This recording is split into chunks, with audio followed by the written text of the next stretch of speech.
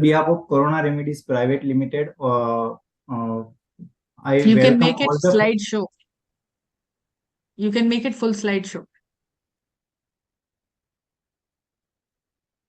Okay. So on the behalf of Corona Remedies Private Limited, I welcome all the faculties and delegates for the Searchlite the Series 05 webinar on the recurrent pregnancy loss, which is associated with the Ananthapuram, Chittoor, Kurnool, Tirupati, Nellore, Ongole, and Srikakulam Option Gynae Society. So first of all, it's my privilege to welcome our program director, Dr. Asha Jain. Dr. Asha Jain is a medical director of Cancer Prevention and Relief Society, and she is also a director of SMSA Hospital, Raipur. Dr. Asha Jain is associated with she is the elected member of CG Medical Council and vice president of Please IMA. make it small only, I think most of them know me. Please. Yes, ma'am. So, means this Dr. Asha Jain is associated with many committees and all the healthcare societies, and she is also a members, vice president or president or chairman with all the societies. And currently, she is a immediate past president of Raipur Option Gynae Society and past secretary of IMA Raipur. And she has got many academic certificates and recognition also. And she is having the field interest in fetal medicine, saving of uterus, option gynae, ultrasound, critical care, and prevention of oncology and coloscopy. ఒకటి So, webinar sir పెట్టా చూడండి talks group లో with జీఎంహెచ్ this group welcome, I hand over the session to Dr. Asha. Join అవ్వండి మా recurrent pregnancy loss గురించి. Thank you, Tirth. I welcome all of you, and I request everyone who's not speaking to keep themselves muted. And at the outset, we would pray to the divine before we start this program. So would you please play that? वक्रतुंड महाकाय सूर्यकोटि समप्रभा निर्विघ्नं कुरु मे देवा सर्वकार्येषु सर्वदा.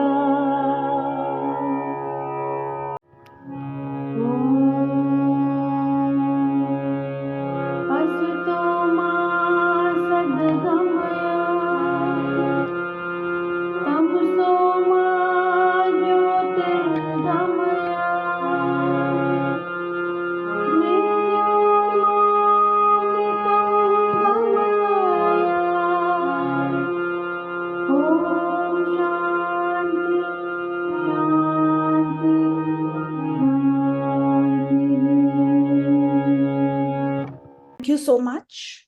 With the blessings of the divine, we proceed to light the light of knowledge with some light on RPL. Our speaker for today is Dr. Muralidhar Pai. He's a speaker who needs absolutely no introduction. Also, the chief guest and our guest of honor, Dr. Geetendra Sharma and Dr. Chinmay Rath, are well-known figures across India. So I will be giving a really short introduction of them and welcome all the representatives of Ananthapuram, Chittoor, Kurnool, Tirupati, Nellore, Ongole, and Srikakulam Society who have kindly consented to be in this webinar. So welcome all of you, namaskar, and may I have Geetendra sir's CV, please?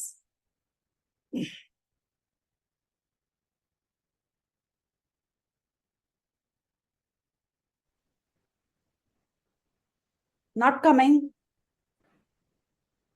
Yeah. So Dr. Geetendra Sharma sir is a practicing gynecologist and obstetrician in Ahmedabad for 28 years. He's an MD in obstetrics and gynecology. But currently, he's a medico-legal counselor. He's done LLB with 15 gold medals and topped Gujarat University in law. He's the author of Law in Obstetric and Gynec Practice, Consents in Obstetrics and Gynae, Laws a Doctor Must Know. He's given more than 1,600 lectures and 10 orations all over India. He is presently the Vice President, Foxy, Chairperson, he was the chairperson Ethics and Medical Legal Committee 2017 to 19, President AOGS 2016-17, hosted AICOG in 17 January, and Honorary Joint Secretary of SOGO 2017 to 19. Welcome, sir. We would be grateful for some words of blessings to our webinar. Good evening, everybody. At the outset, I would like to thank Dr. Asha Jain, who has given me this opportunity to be the chief guest of today's function, today's webinar. I will pay my regard to Dr. Muralidhar Pai sir, who is the main speaker of today. I admire him a lot, and who can be more genius than him to give the lecture on RPL. I pay my regard to Chinmay Rath madam, and we were together a few days back, and we had a discussion, long discussion on many topics. So again, I admire her also, and her views are always positive. So I know that she is a positive person, and I like her very much. Thank you, madam. And the word core connect. Today we are connecting to each and every society of India through Core Connect. So today we are connecting to Anantapuram, Chittoor, Kurnool, Tirupati, Nellore, Angol, and Sri Kakulam obstetric and gynecological societies from South India. I remember my days in Corona during my elections. I had webinar with almost all societies in a group. So after so long, we are meeting to all the different members of our society. So thank you, madam, for giving me this opportunity. I know Dr. Asha madam is really a hard worker, and now she has taken in her hand that she will go to each and every society of Foxy, and she will do her best to impart the knowledge to all the society fraternity members. So really, I appreciate Dr. Asha madam, and I wish her a great success for her venture. And I know that if she will be elected in Foxy as a chairperson of the committee, she is going to work a lot for Foxy, and she will be an asset to Foxy. So, dear friends, thank you very much once again for giving me this opportunity to be the chief guest of this function. Thank you. Thank you very much. Thank you, sir. Tirth, Chinmay ma'am, CB, please. Thank you, sir.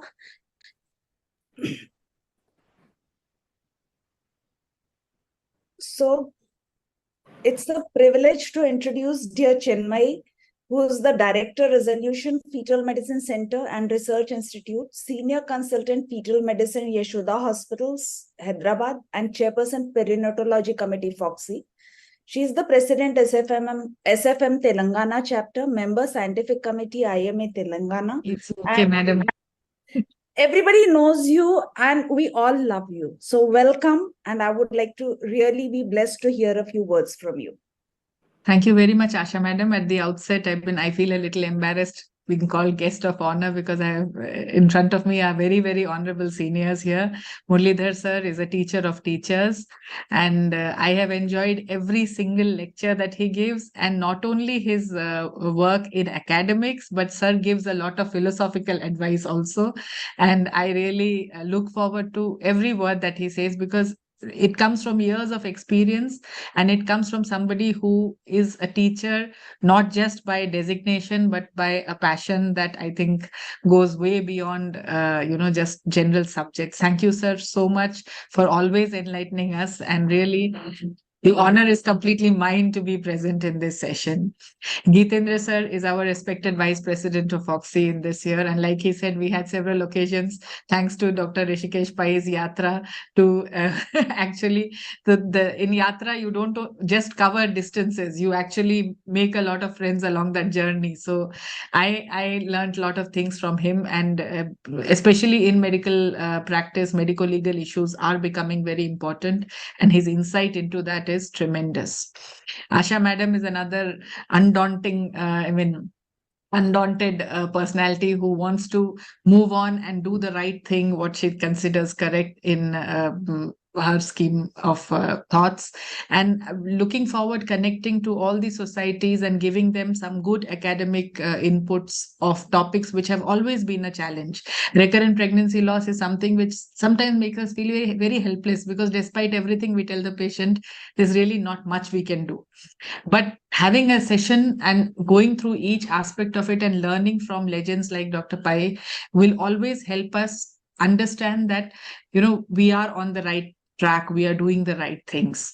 All the societies that you've connected, madam, they're very beautiful societies. I hope one day you actually get a chance to come there, because the scenery which you have behind you will be part of some of those beautiful beaches here. And I'm sure Nellore would have recovered, because there was a recent heavy rainfall this side of the country, and I'm sure it would have recovered, and all the people in the society are now back to here. I think one more society you can add, Sujayasri, is from Bhimvaram, and that's one of the We youngest did societies. that last time. We did Yeah, that last time. and it's a very, very vibrant society, one of the youngest and neonatal vibrant society. So it's really a pleasure to be here again, madam, and I really appreciate all the efforts that you're doing and wish you all the best in your endeavors. And thank you so much for giving me an opportunity to be here. Thank you, Chinmay. Thanks a lot for being here and at such short notice. Thanks a lot. And now it would be my pleasure to introduce our chairpersons, and I would hand over to them. Gitendra sir, if you are busy, you can take lead, and otherwise you're most welcome to be with us and enjoy some RPL. Sure, madam.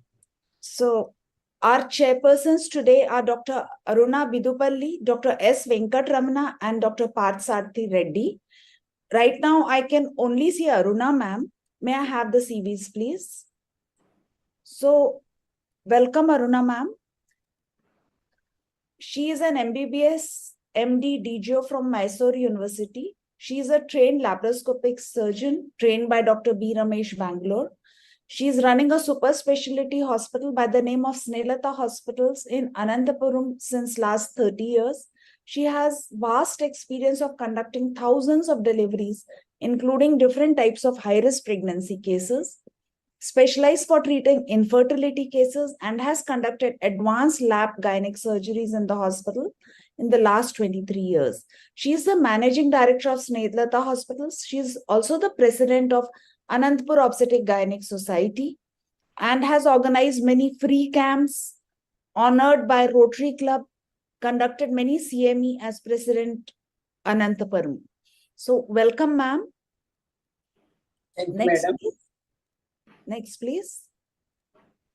Dr. Venkatramana is presently working as Professor HOD Gynec Department, Kurnool Medical College, Kurnool. He's a lab surgeon, done more than 50,000 DPL sterilizations and state DPL trainer. Welcome, sir. We have Dr. G. Parthasarathy Reddy. He is the Superintendent of Government Maternity Hospital, Tirupati, Professor, SV Medical College, Tirupati, Organizing Secretary, APCOG 2022, President of Tirupati Obstetric Gynec Society, has many publications, has the Dhira Award from Foxy, Vaidya Ratna from Suman Art Theatre, Hyderabad, Pranadatha Award from Abhinay Arts, and Best Doctor Award from Tirupati City Chamber. So now I request the chairpersons to introduce Dr. Pai sir.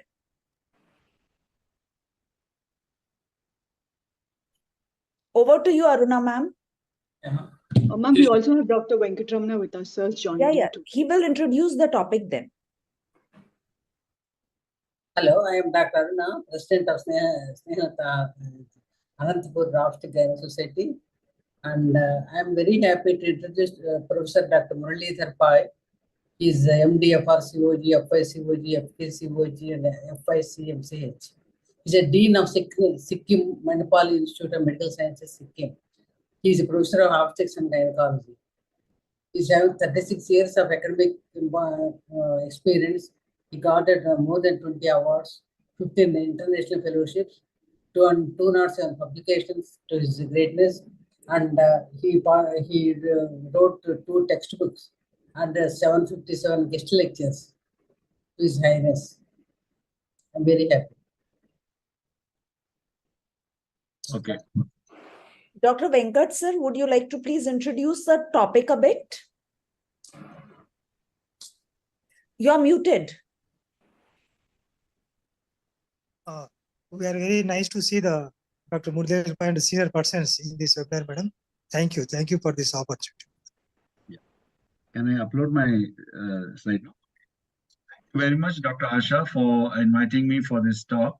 And I simply love this topic because it is a difficult scenario to tackle. And the more it becomes difficult, more interesting it will be. And it inspires us to read more and more. And thank you, Dr. Chinmay, for your kind words. There's no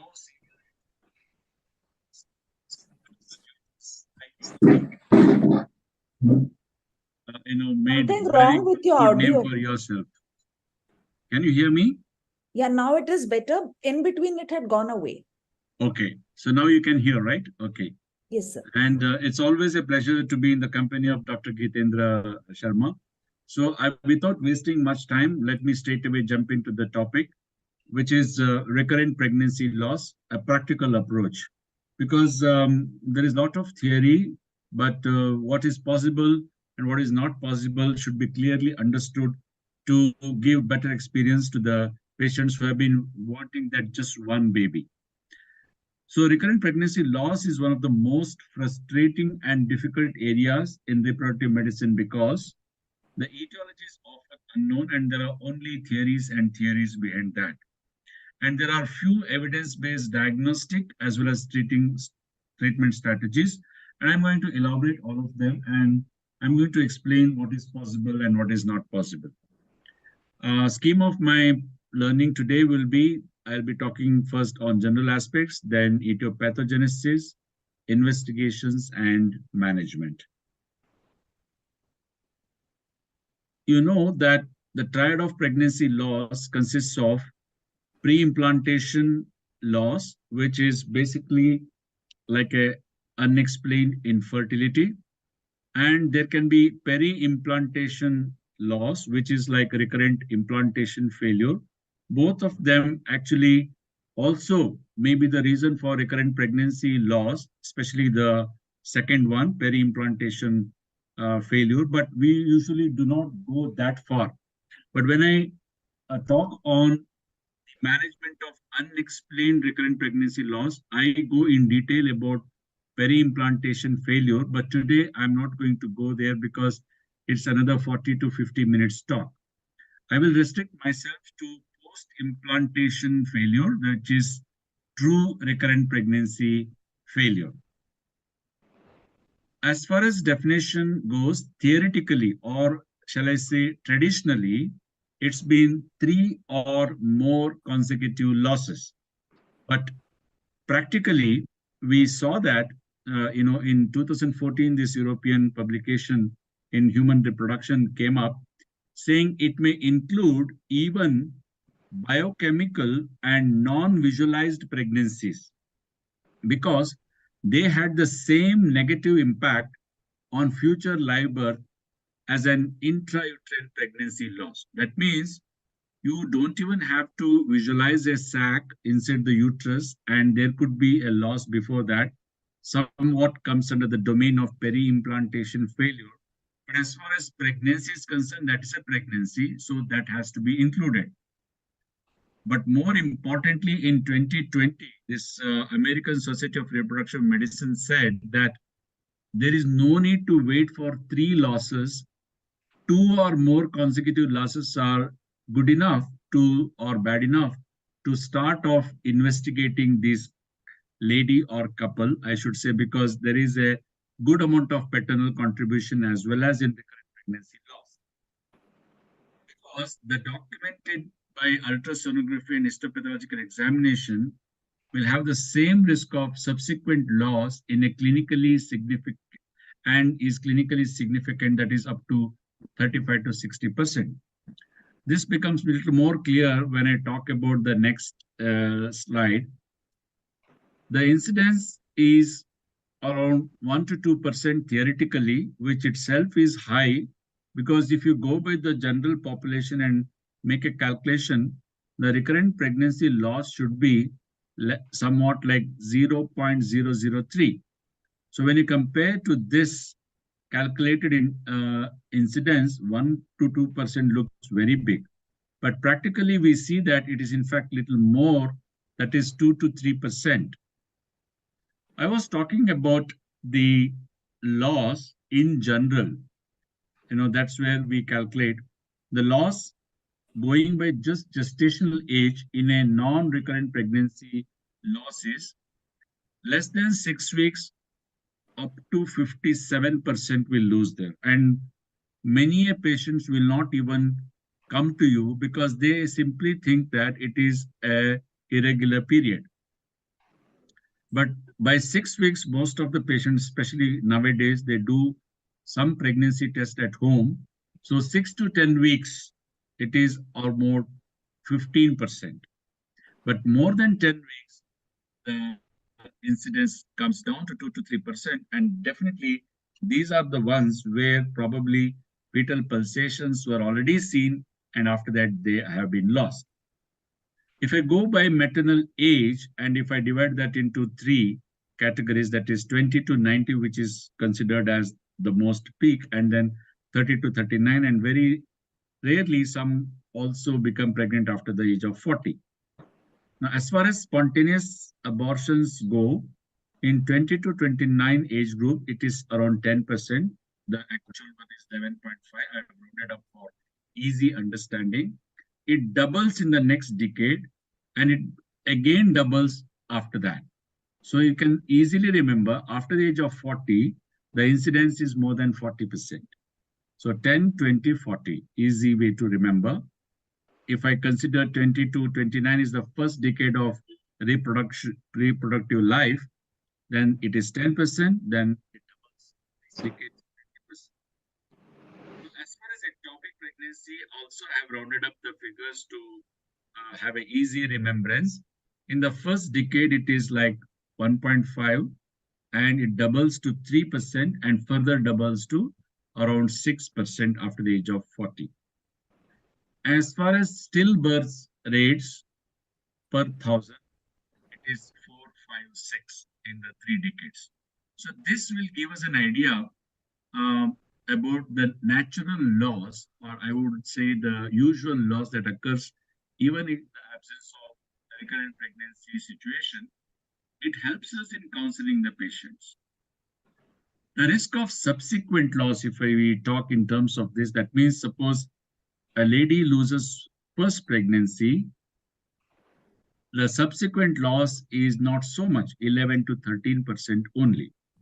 Whereas after the first loss, it is 14 to 21%, almost like doubling. And after 2 losses, it further,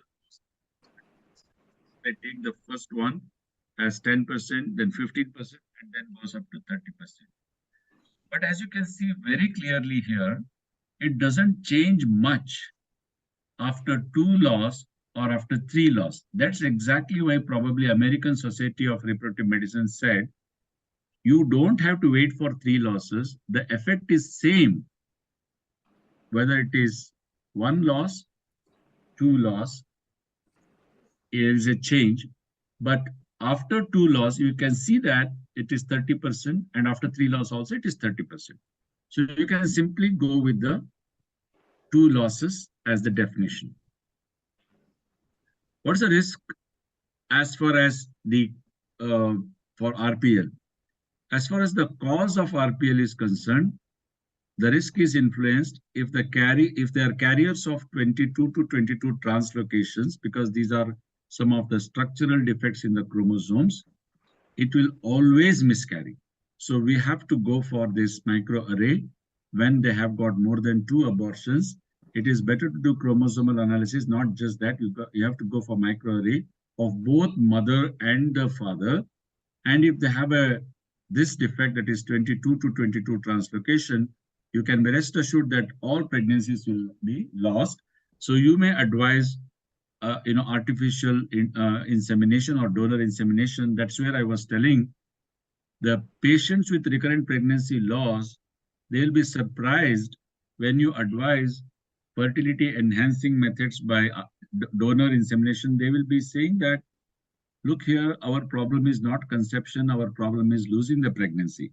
So you need to counsel them properly. It comes under the unexplained variety, and then now it is explained through this chromosomal translocation problems. The carriers of 13 to 14 translocation will have 25% risk. As far as the gestational age at loss, the recurrence risk increases as the gestational age at the time of loss increases. That means if the loss was very early, probably it is due to chromosomal anomaly or problem, which may not recur. But if the loss is after 10 weeks, especially 20 weeks, it comes into a second trimester loss, which may go into the domain of anatomic problem, and that will recur more often, or it could be an autoimmune problem. Unless we correct that, it will go for recurrent pregnancy loss. Gestational age at loss and interpregnancy interval. This also influences RPL. After first trimester loss, if the interpregnancy interval is less or more, it doesn't matter.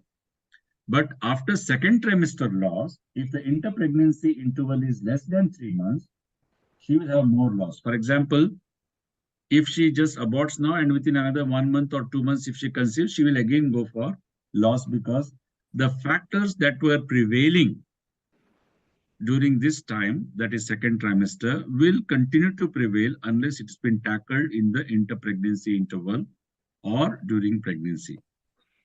Advanced maternal age, of course, higher the age, higher the loss. So these are the 4 factors that influence the recurrent pregnancy loss. Now, let us go a little bit into theory, that is the subgroups of RPL. First one is primary, where no pregnancy had gone beyond 20 weeks before a recurrent pregnancy loss. The other group is at least one pregnancy had gone beyond 20 weeks before she had a RPL. And the tertiary group or subgroup is several losses before one 20-week pregnancy, and again there will be recurrent pregnancy loss. But practically thinking, we can divide them into only 2 groups. The first group is no pregnancy had gone beyond 20 weeks before an RPL. So every time with the first pregnancy itself, she had a recurrent pregnancy loss. All were lost before 20 weeks. The secondary group is one pregnancy had gone beyond 20 weeks. Maybe she had a normal delivery, or she had a late abortion or a preterm delivery and loss, but then everything was RPL. These pregnancies or these ladies have got a better prognosis because she has proven that the pregnancy can go beyond 20 weeks. Thereafter, if she had a normal delivery and a normal baby, her chances with the treatment is much better. Whereas the first one, because no pregnancy went beyond 20 weeks, there must be a serious problem. So let us look at this primary versus secondary. What is that serious problem? If it is chromosomal abnormality, it is almost equal in primary and secondary, whereas APS is higher in primaries. That's why no pregnancy goes beyond 20 weeks there, whereas it is lower in secondary, which shows that the problem must be other than autoimmune problem, which can be tackled. Thrombophilia factors, again, higher in primary category and lower in secondary categories. NK cell activity, again, higher and lower in secondary. So having understood these generalities, now I go to the etiopathogenesis, which is slightly difficult to understand. As far as theory goes, there is a rare chance of inheritance, but practically we see that there is high degree of inheritability even in RPL, which could be multifactorial or it because of genetic problems in the HLA region. As far as the intrauterine stages go, pre-embryonic, that is up to 4 weeks, where it is almost like gametes only are present, and embryonic period, which is 5 to 9 weeks, and fetal period 10 weeks onwards. In the first two stages, it is mostly genetic factors that play a major role in RPL, whereas in the second half of the embryonic period and the fetal period, it is autoimmune, thrombotic, or anatomic factors that play a role. There is an overlap in between. As far as the symptoms per stage, symptoms may begin several days to weeks after the demise of the conceptor. So we have to be very careful. That's why other day we were debating that we have to do an ultrasound whenever a patient has positive pregnancy test and some symptoms, because otherwise we may be simply giving her some medication whereas the baby is already dead. Bleeding or uterine cramps at 10 to 12 weeks may represent a pre-embryonic or an embryonic pregnancy loss and not a fetal loss. That's why don't simply start treatment without doing an ultrasound assessment. Now, coming to understand the causes of RPL, we must first know that there are three essential elements of success. Number one is a viable embryo, which is largely dependent on genetics and chromosomes. The second one is a receptive uterus, which should accommodate. There should not be any cervical insufficiency or uterine anomalies. And number three is immune tolerance. So the immune tolerance actually is the leading factor as far as RPL is concerned. So also an anatomic factor like cervical insufficiency. The old concept was that of a immunosuppression, but now we know it is not suppression totally, it is immune modulation. What are those factors that modulate the immunological factors during pregnancy? It is reproductive hormones.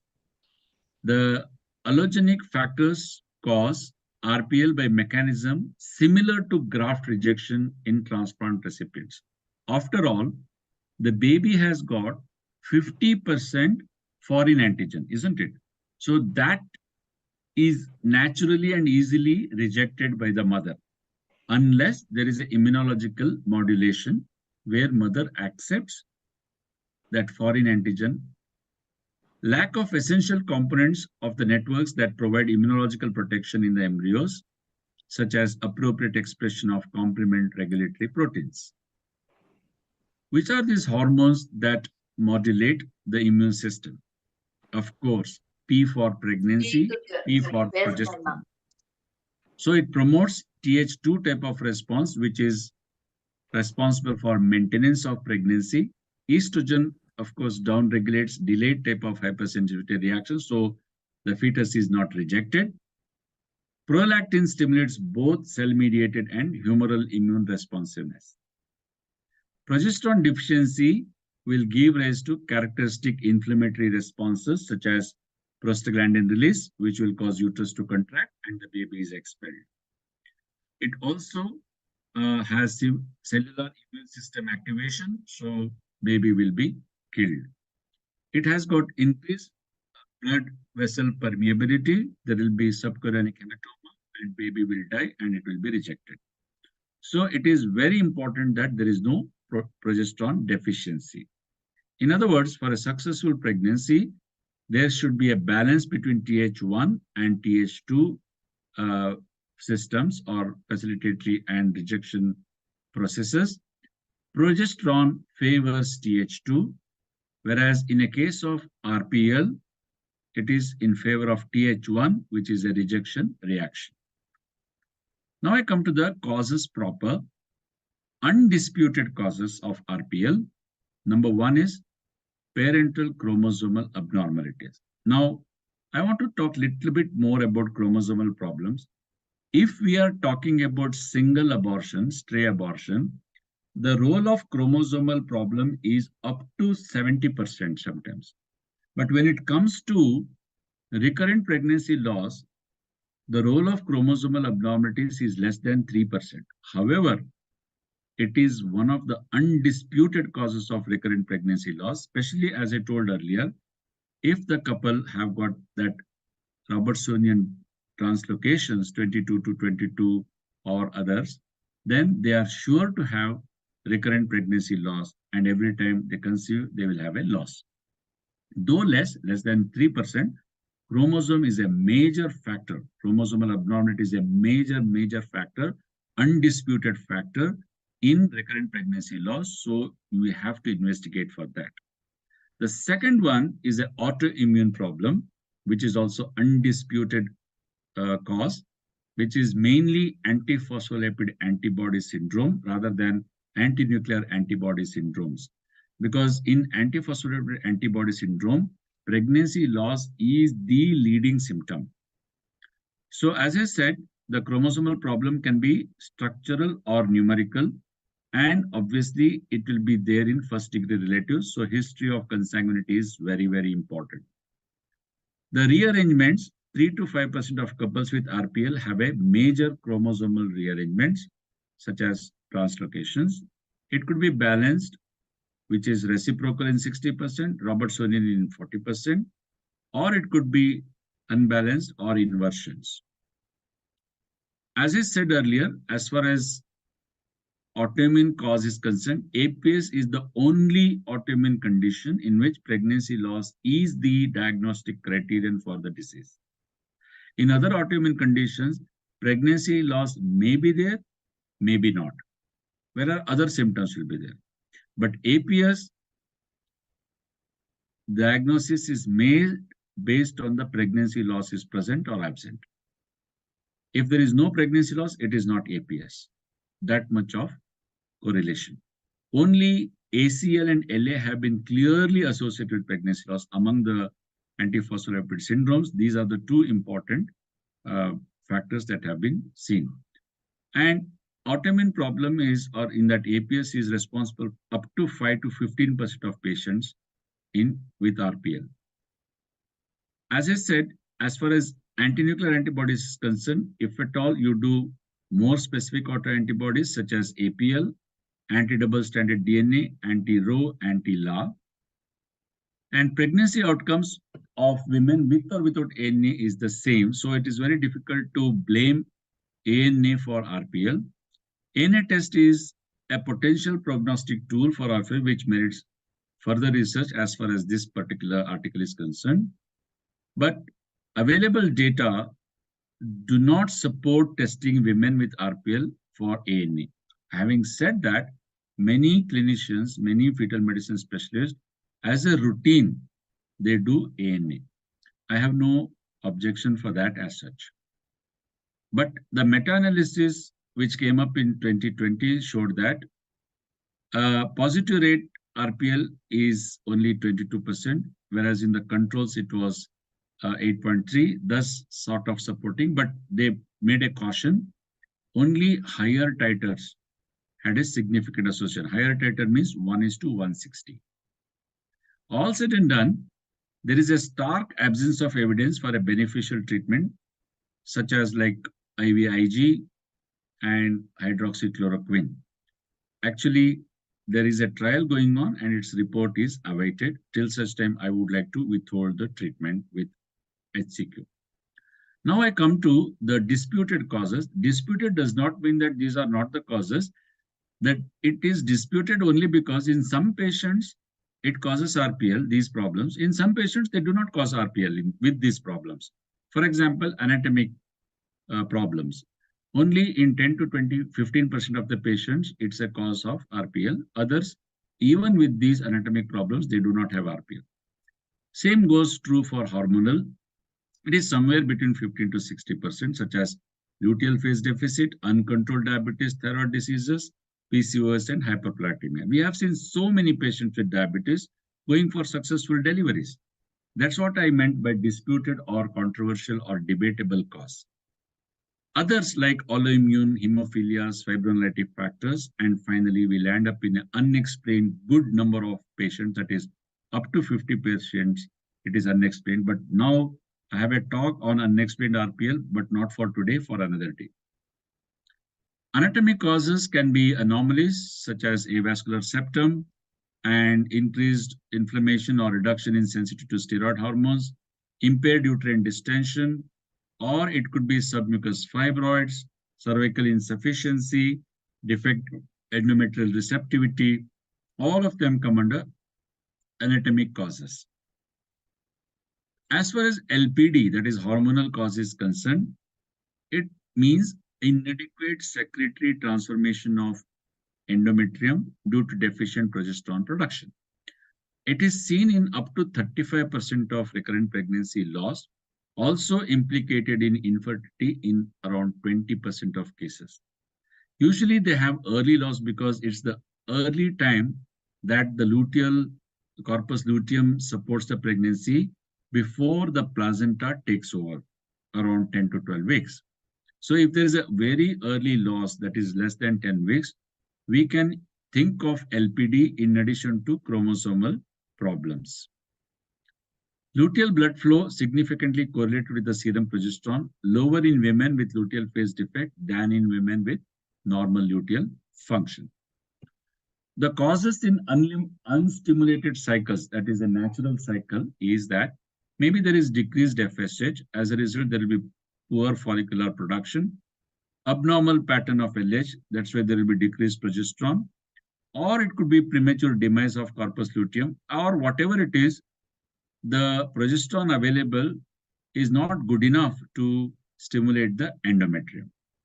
Whereas in IVF cycles, or wherever you stimulate the ovaries externally, the cause of LPD there is multifollicular development achieved during ovarian stimulation after completely hormonal environment. There can be somewhat what is called supraphysiological levels of steroids secreted by a high number of corpus lutea during early luteal phase. Directly, they inhibit LH release via negative feedback action. So initially, there will be very high progesterone, but as we know, progesterone will give a negative feedback to the pituitary and it will inhibit LH. So it is like apne pair pe kuradi.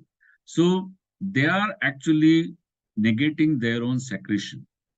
So withdrawal of LH causes premature luteal lysis. This happens in case of stimulated cycles. Also, there are other theories that when you do oocyte aspiration, the corpus luteum formed is not so good. So that's why most of the people nowadays don't go for the fresh transfers. They go for the frozen transfers, so that in another cycle they will stimulate the corpus luteum very well. What are the consequences of LPD? Short cycles, premenstrual spotting, infertility, first trimester loss, and RPL. All said and done, LPD as a cause of RPL is controversial. Maybe there is no consensus on the best method of diagnosis and treatment. That's why it is controversial. As far as PCOS is concerned, the old concept was that it is due to endocrine abnormality. But now we think that PCOS also has an independent of endocrine abnormality, may be related to obesity and insulin resistance, because women with RPL have a higher prevalence of insulin resistance than fertile couple. And to prove that, treatment of insulin resistance with metformin was associated with a reduction in pregnancy loss. So one proving the other. As far as thyroid disease is concerned, poorly controlled thyroid disease, whether it is hypo or hyper, is associated with infertility as well as RPL. An increased rate of fetal loss is seen in women with high serum thyroid abnormalities. As far as hyperprolactinemia is concerned, greater the prolactin, the greater is the miscarriage. So we have seen that treatment of lower prolactin concentrations was associated with treatment to lower the prolactin concentration was associated with a higher rate of successful pregnancies. Others like thrombophilias, there's a large and contradictory literature on association between maternal inherited thrombophilia and RPL occurring in the first trimester. Usually, they cause late fetal loss, FGR, placental abruption, or preeclampsia. So it is not sure whether we can blame thrombophilia for RPL. Similarly, fibrinolytic defects, data on other fibrinolytic defects are very sparse. Significant association between factor if at all 12 deficiency and RPL is seen. This is now blamed in every particular problem, that is the lifestyle factors, such as obesity, smoking, alcohol, caffeine. They themselves increase the risk of RPL, though the mechanism is not clear. But the new concept is that they also modify non-lifestyle intrinsic factors. Our lifestyle modifies non-lifestyle factors. For example, smoking aggravates thrombophilic effect. So we really do not know what is the leading factor. There may be a mixture of factors in a lady who is going for recurrent pregnancy loss, and we need to spend a lot of time in taking history, investigating them. There are other factors like stress, which promotes RPL through psychoneuroimmunologic pathway. It interferes with normal function of immune system, increases NK cells that promote Th1 reaction. But one thing is very, very clear now. What does not cause RPL, or which are the factors which do not cause RPL? Number one, exercise will not cause RPL. It may cause one odd abortion if you are doing heavy exercise, unnecessary exercise. Infections, because infections do not usually last that long to have abortions one after another unless she has conceived in very fast sequence. Low-level exposure to environmental chemicals also do not cause RPL. Maybe chemical exposure can one odd abortion, but not RPL. Finally, paternal HLA sharing, again, will not cause RPL. So we don't have to worry about them. Now I come to the investigation. Having understood what can cause RPL, accordingly, we have to go.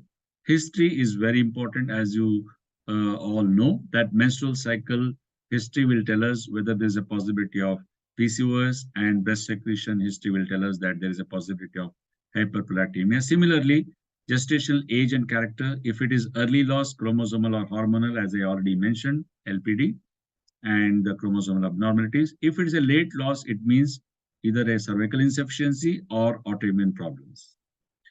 But there can be significant overlap as well. Congenital and karyotype abnormalities may be inheritable. Pulsations, if it is not seen as per history, that means mostly it is chromosomal problem. Exposure to toxins and lifestyle history will tell us what is lethal to the embryos. Venous and arterial thrombosis will tell that I am probably dealing with a case of APS. Previous lab and path imaging will give a clue very nicely to us. The known investigations, when I said undisputed cause is chromosomal and autoimmune, we are obliged to do this investigation, that is genetic, karyotyping, now microarrays. It can be done on an abortus to know what was the actual problem, and also on the couple. Array comparative genomic hybridization should be done. The second undisputed cause is autoimmune cause. That's why definitely we have to prove antiphospholipid syndrome by doing ACA, LA, which includes PT, APTT, DR, BVT, and KCT. Endocrine problems, though disputed, but it is important to do it in a case of RPL, such as TSH, GTT, FSH, LH, prolactin, and progesterone. LPD diagnosis is controversial. Some people say mid-luteal progesterone less than 10 nanograms clinches the diagnosis, and a lag of 2 days in endometrial histological development. Nobody does this anymore. There is no consensus on the best method of doing treatment, having understood that. Anatomical causes, as I said, though it is disputed in the sense some people it will cause RPL, some people it will not cause RPL, but it is important in a case of RPL to do an ultrasound, preferably 3D ultrasound, or an MRI, or HSG, sonohistography, or histolaparoscopy to find out the anomalies. And if there is a septum, don't just look at it, but try to resect it. Never, the newer investigations are more specific APS, that is anti-beta-2 glycoproteins, anti-phosphatidylserine, and ANA anti-double-stranded DNA. These can be done, and NK cell panel. The last two, I am not very sure. I don't do it as a routine. The criteria, the old Sapporo's criteria is there should be a clinical event, there should be arterial event, and a pregnancy event. and the lab test showing this. But the new criteria is very important, updated. There should be a history of vascular thrombosis, pregnancy morbidity, if it is spontaneous abortion less than 10 weeks, or one or more unexplained deaths of a morphologically normal fetus after 10 weeks, one or more premature births. Even premature birth is due to APS. So also preeclampsia, FGR, and everything. So as far as lab is concerned, a positive plasma level of LA and ACA should be medium to high titers or more than 99th percentile. Anti-beta-2 glycoprotein titer should be again 99th percentile, more than that. And please look at this. Positive on 2 or more occasions with evaluations 12 or more weeks apart. Even the first time when you do it, it should be 12 weeks after the abortion and not 6 weeks after the abortion. And it should be 12 weeks apart also. What is definitely not recommended are also to be known by us: progesterone levels, endometrial biopsy, inhibin A testing for spermatozoides, embryotoxic factors, residual cytokine profiles, HLA-G pleomorphism. They are out. So I have to summarize the investigations. Currently, what is proven is ACA, LA, anti-beta-2 glycoprotein 1. Potentially promising are anti-phosphatidylserine, ANA, and NK cells. Unproven, unnecessary, and misleading are extensive antibody panels, anti-paternal cytotoxic antibodies, mixed lymphocytic culture, leukocyte antibody, HLA tapping, etc. So I come to the last leg of my talk, that is management. If it is chromosomal abnormality, then what is the treatment? We usually refer them to genetic counseling, and they would, whatever they would suggest, we would do. Maybe they will go ask for sometimes donor egg insemination with donor sperms, or they may also ask for surrogacy. Paternal genetic studies such as amniocentesis or chorionic villus sampling to determine if the fetal karyotype is present. MTP is usually advised if fetus is affected.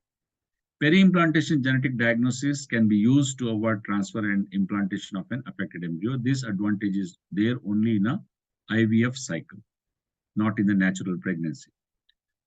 Then gamete donation, as I just now said, egg or sperm, surrogacy, and adoption are methods for preventing conception of an affected embryo.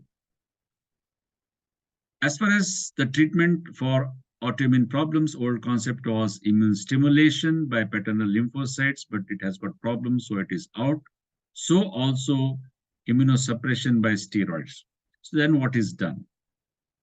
What is done for is immunomodulation, where we suppress the Th1 cytokine production and others.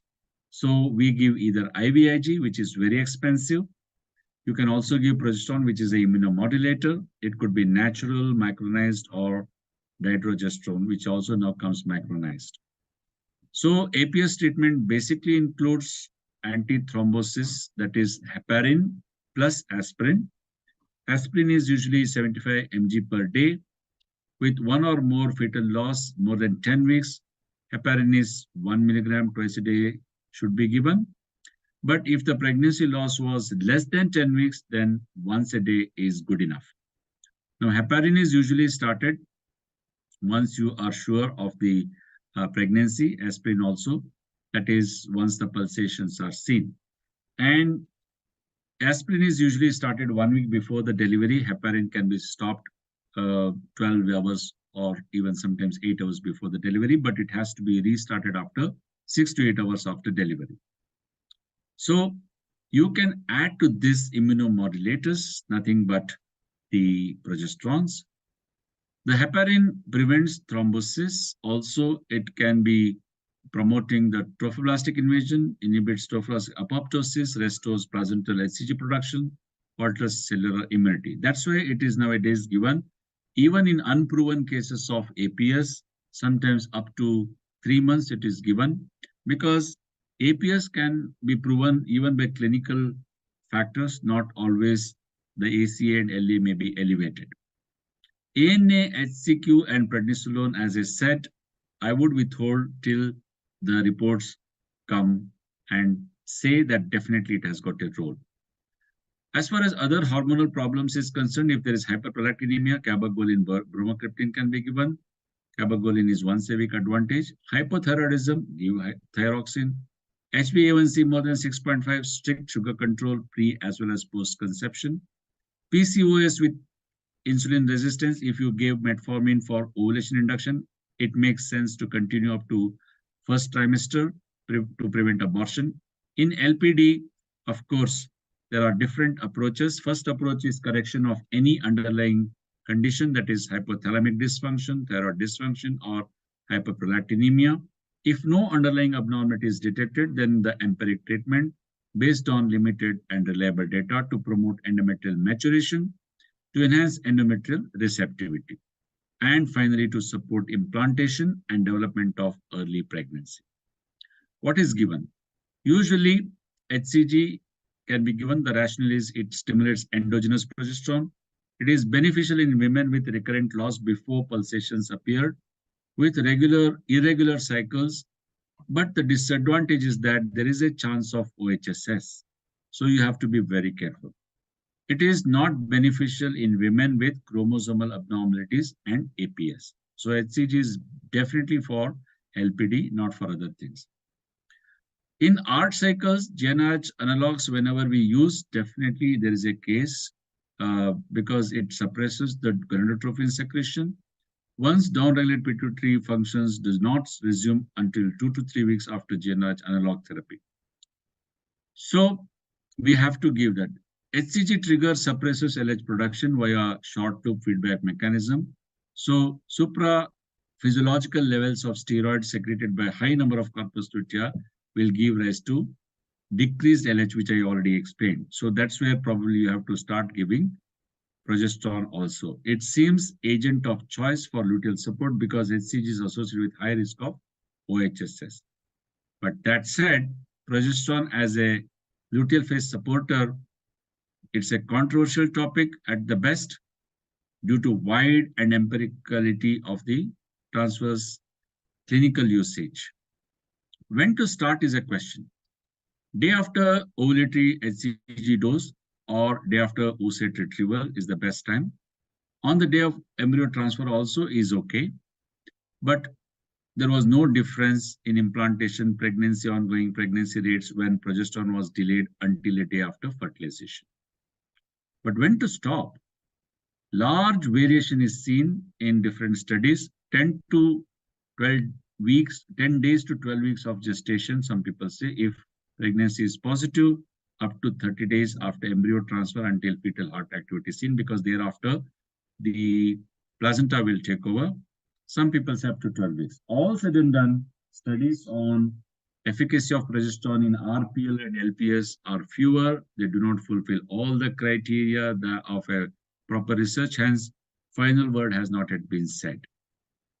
As far as anatomic corrections are concerned, yes, septal resection is beneficial, but I'm not sure about the uteroplasty, because you may do a successful and beautiful uteroplasty only to have uterine rupture when she becomes pregnant. So surrogacy is better option than uteroplasty, but good surgeons will always argue that I have done a fantastic uteroplasty with a good number of pregnancies thereafter.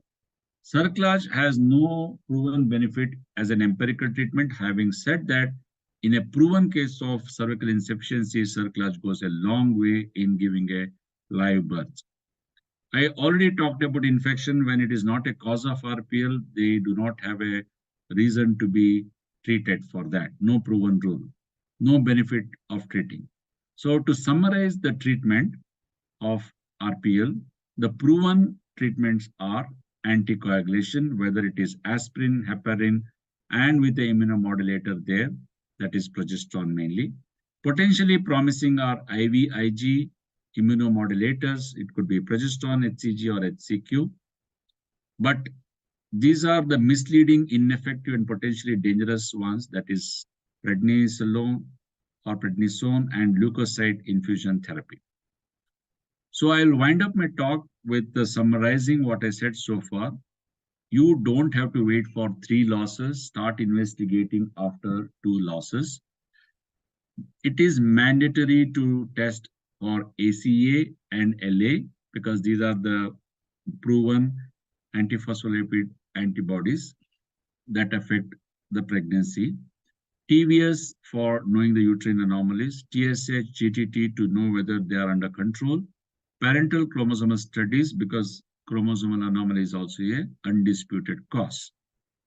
Optional ones are anti-beta 2 glycoprotein 1, ANA, NK cells, and phosphatidylserine. Beneficial treatment, definitely aspirin plus heparin and an immune modulator there. It could be IVIG, progesterone, HCG, or even intralipid. Tender loving care or therapeutic lifestyle changes, definitely no objection for that. So finally, RPL treatment, if I have to summarize, affected couple often desperate for a solution, sometimes grasp at unproven or useless remedies. What they need instead is a factual information, emotional support, and if possible, treatment based on medically established causes. Thank you very much once again, and I'll be happy to have discussion with others around it. Thank you, sir. Dr. Aruna, would you like to say something? Ma'am, good evening, ma'am. Yeah, I want some doubts. We didn't say about sperm factors, male factor in recurrent RPL. Yeah, I have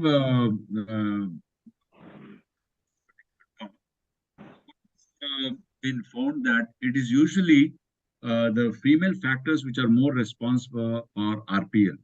When I talk on unexplained RPL, rather than the male factors. Yes, male factors are responsible for single losses, but as far as RPL is concerned, the male factors do not really have a role. It is proven by donor sperm inseminations. But whenever donor egg was used in cases of RPL, the success was better. Yeah. What role of vitamin D? Nowadays, everybody is... Vitamin D can be given for anybody and everybody. It has become like a peppermint. About hyperhomocysteine. Yeah, that is again under controversy. We used to debate this role of hypersensitivity during my PG days. It came in, went off, came in, went off. But all of them are, they come under other factors. Yeah. About pre-probiotics, all that. Yeah, again, probiotics usually have a role in most of the things, especially in IVF nowadays. There is a low inflammation is blamed for all the problems in the body, and probiotics have a very big role in tackling all these inflammatory reactions. So probiotics are only pro. They can be given. Thank you, sir. Very beautiful presentation. Thank you. Dr. Chinmay, you want to say something? I'm sure she has. You're already there. No, sir.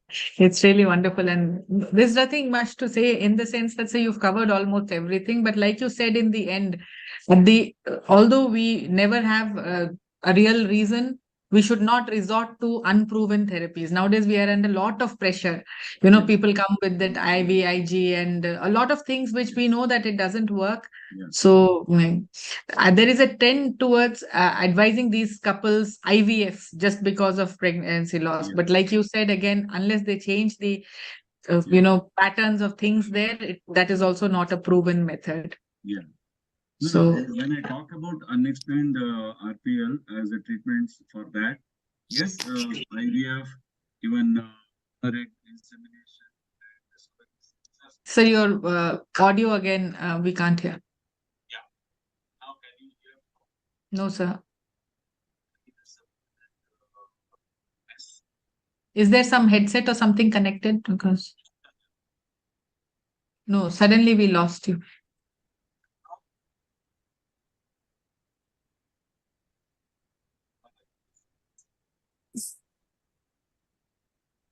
It's surprising. Suddenly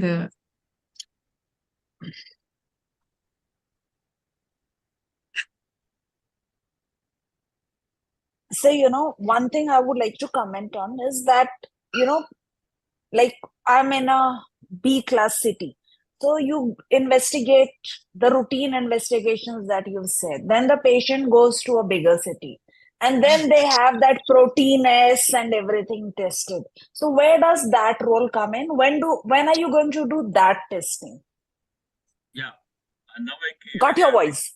Yeah, no, because I just got a message saying host had muted me. Then I could unmute myself. Okay, so what I was telling earlier, I will talk later. First, let me answer you what you said. Yes, as you could see in my summarizing of the investigations slide, we don't have to do so many tests because, the people will come and confuse us, as Chinmay said. Especially the labs will come and say, you do this panel, NK cell panel, this panel, then hemophilia panel. No, sir, they go to a bigger city and then they are advised that and they come taking IgG injections, That's they're what I'm taking saying. IgG and they're coming to you. When they go to bigger city, so-called whatever, and bigger people, the bigger people think that I can do smaller investigations, scientific investigations. And they fall into the trap of that. And they will do a whole lot of investigations. And when you do a whole lot of investigations, definitely one or two things will be less or more. And then they will pick up and scare the patient saying, so look here, this is the problem. I found out the problem and this is the solution. And for your problem, there should be a big solution. And that big solution is IVIG, which is 80,000 per injections and all that. I'm not saying that that's not going to help. It may help, may not help. We don't know in whom it is helping. So just because you have done so many investigations, you have done so many things, does not mean that everything has been done. So we should not be doing for the sake of completion. The basic definite investigation is, because there are only two proven factors in recurrent pregnancy loss. Number one, as I said, chromosomal anomalies has got a definite role, but there you have to not just do karyotyping, but you have to do microarray and prove that there is a translocation problem. But that's only diagnosis. But the treatment is definitely a donor egg in that case, because you cannot separate the couple. Now that is one definite problem.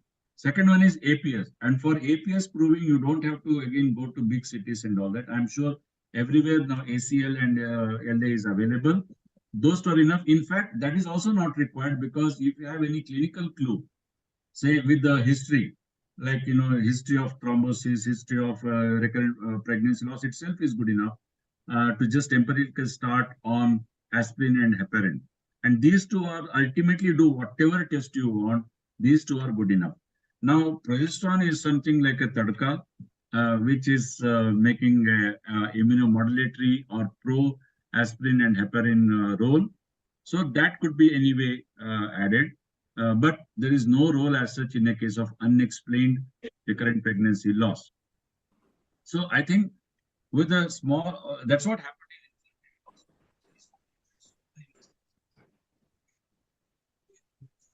So your voice is gone again.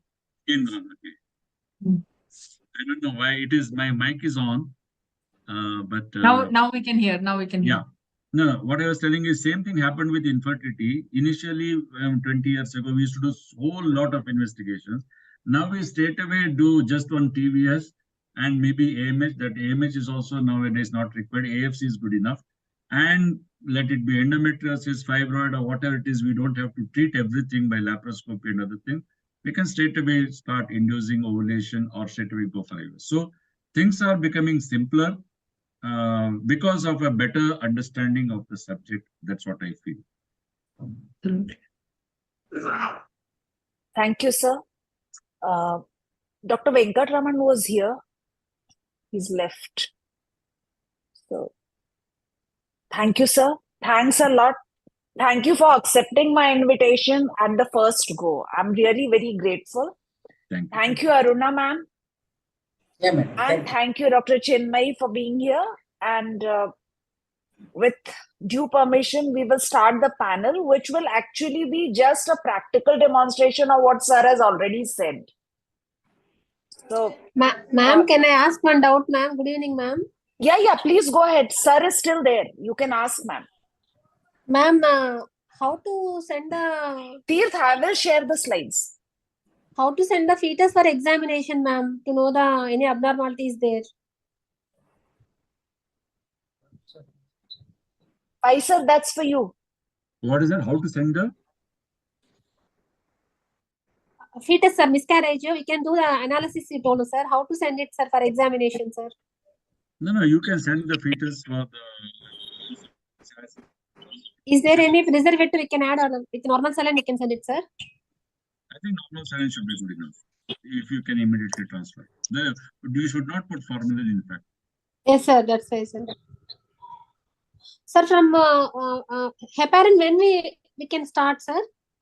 Usually people say heparin, they start as soon as the pregnancy is confirmed. You don't have to wait for the pulsations actually. But usually aspirin is started only after the pulsations. Heparin you can straight away start. Yes, sir. Thank you very much, sir. Very nice presentation, sir. Thank you, sir.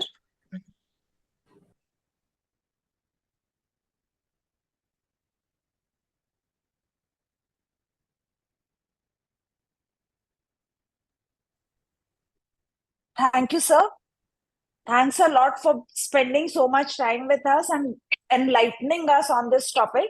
Now we will be taking the panel, and in this panel, whatever sir has taught us, we are going to basically just revise so that it stays in our heads.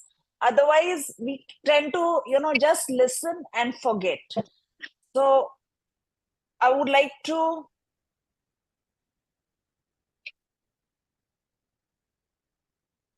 my co-moderator is Dr. Sujayasri.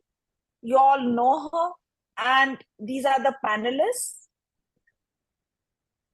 I would like to introduce. Ma'am, we can skip this slide, ma'am. Yeah? We can skip this slide. Let's introduce the panelists, ma'am. Okay.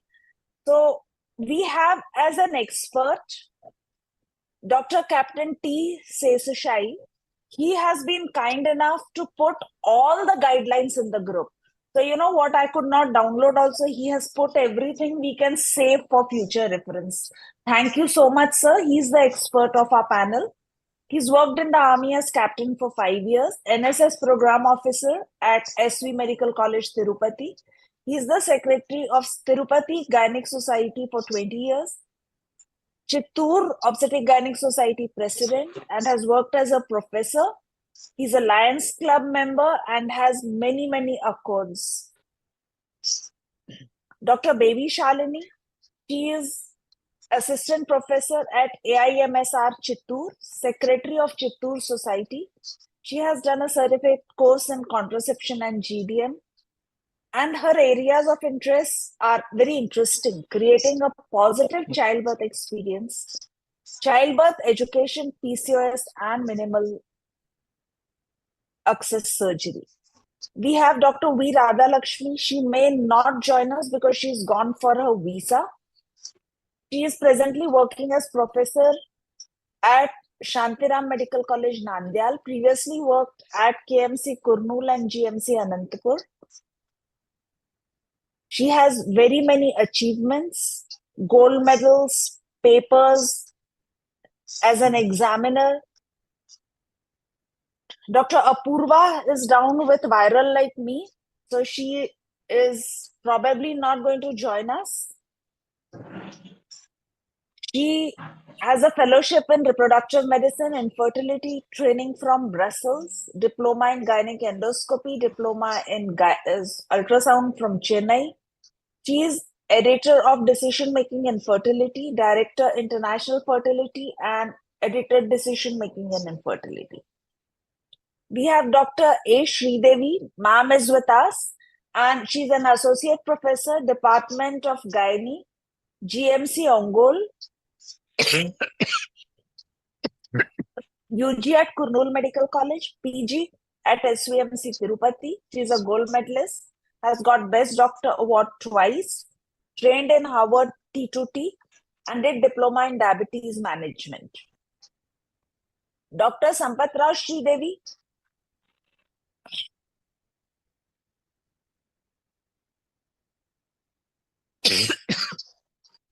Ma'am, should I read please it? take over. Yeah, please. So we have Dr. Sampathirao Sridevi. Madam has done her MD from she's an MD at Arunodaya Multispeciality Hospital. She's also worked as a tutor at RIMS Medical College, Srikakulam. She's presently the secretary at Srikakulam Obstetrics and Gynecological Society, and she's also the president of IME Srikakulam. I don't think Madam is with us today. We have Dr. Umadevi.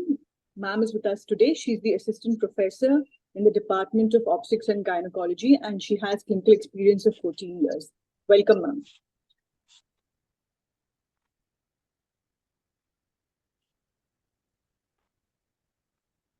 So the introduction, ma'am, do you want me to go ahead? Yeah, so coming to the basic introduction, what is recurrent pregnancy loss? It is nothing but 2 or more consecutive pregnancy losses beyond 24 weeks of gestation. And these pregnancies have to be clinically documented either through an ultrasound report or histopathological examination. You have to exclude ectopic, molar, pregnancy of unknown location, and implantation failure when it comes to this definition. So all this is just repeating what Sir has actually previously elaborated on. So the likelihood of clinical losses, the likelihood of recurrent miscarriage after 2 consecutive losses is 28 to 33%, and after 3 losses is 31 to 45. As Sir said, since the percentage is similar after both the losses, it's better to evaluate the couple after 2 consecutive losses. Next slide, please. A few of the charts I have taken from this paper. This is Royal Austrian College. So, Sir has already taken this.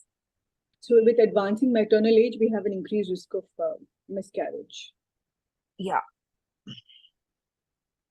So this also, Sir has elaborated. So you have certain ecological factors which are likely to cause first trimester losses and few factors which are likely to cause mid-trimester losses. As you can see here, when it comes to chromosomal abnormalities, they're more likely to cause early pregnancy losses. In comparison, autoimmune factors, cervical, your anatomic factors, and endocrine are likely to cause mid-trimester losses. So coming to the first case for today's panel discussion, Mrs. ABC, who's aged 34 years, who has an obstetric history of previous 3 first trimester miscarriages. This is a non-consanguineous marriage. The tissue, that's the process of conception, was sent after the 3rd miscarriage for chromosomal microarray, and this revealed unbalanced translocation. So what would be your line of investigation? How would you counsel this patient for her subsequent pregnancy? So can we have Dr. Umadevi, ma'am? Could she elaborate us about this case? Hello, ma'am. Hello. Yeah, ma'am. Yeah, am I audible? Yeah, you're audible, ma'am. Please take it forward. These first trimester abortions are miscarriages are mostly due to chromosomal abnormalities, no, ma'am.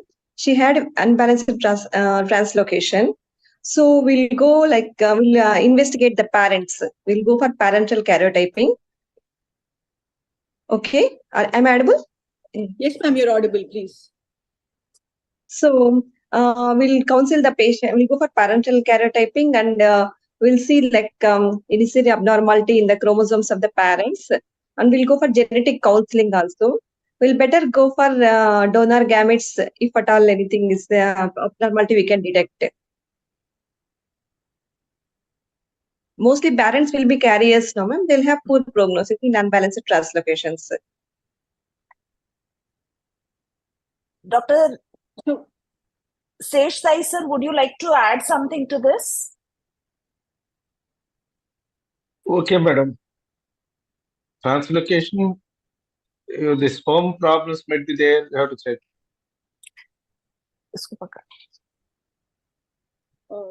Chromosomal abnormalities. So actually, when we do a chromosomal, yes, sir. Please, you were saying something, sir. No, madam. Please continue. Please, madam. Sir, I'm asking you: would you do a karyotyping or would you do a microarray?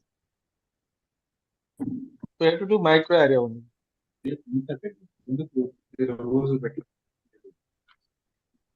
Sir, microarray would not detect translocation, would it? Yeah. And if it's a unbalanced translocation, then we have to decide whether it is the father or the mother that is affected. Yeah. Correct.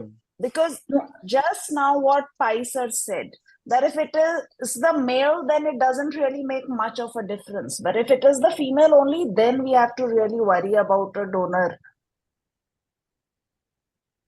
He put that evidence before us right now.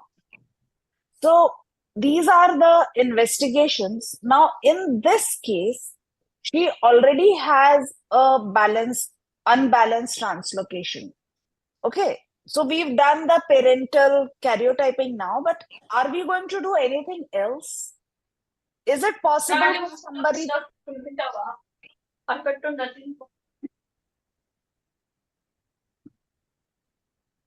Is it possible for somebody to have more than one problem?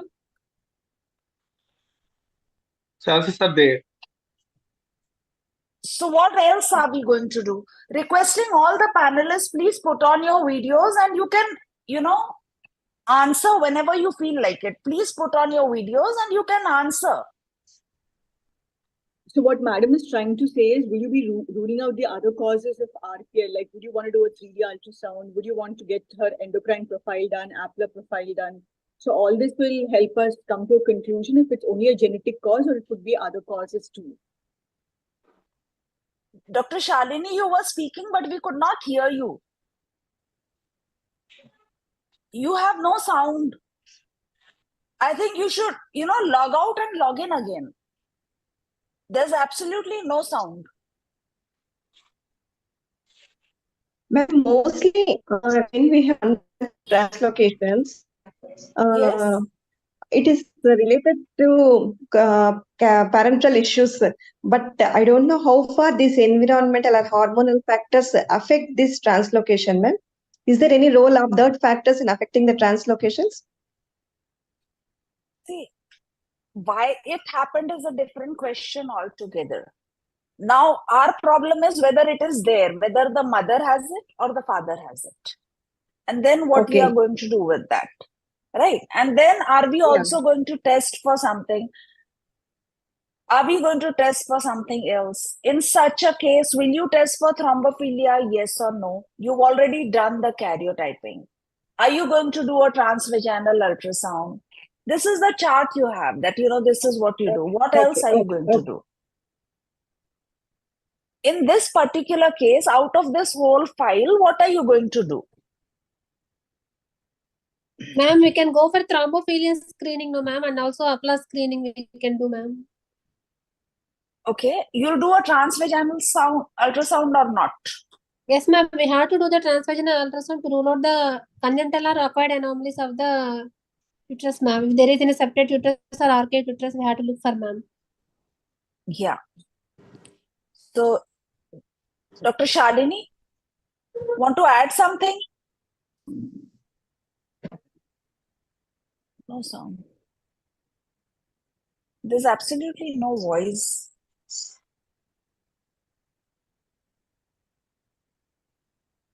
So what are the different genetic factors that you can have? Here we have already unbalanced, we've written, but what else could be there?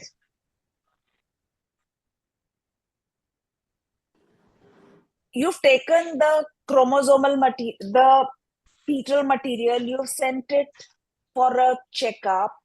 So what are the different things that you could find and what is their implication? Ma'am, we should look for the chromosomal abnormalities which are numerical or polyploidy, ma'am. Abnormality of number, or we have to look for polyploidy. Mainly triploid or tetraploid, we have to look for, ma'am. Okay, or aneuploidy. Ma'am, what I think is few reports can also show aneuploidy, and usually the prognosis for aneuploidy is much better because it is sporadic. Sporadic cause. Yeah, so the chance of having a subsequent pregnancy yes, ma'am. Exactly. much higher. So aneuploidy report is more promising than a report of translocation.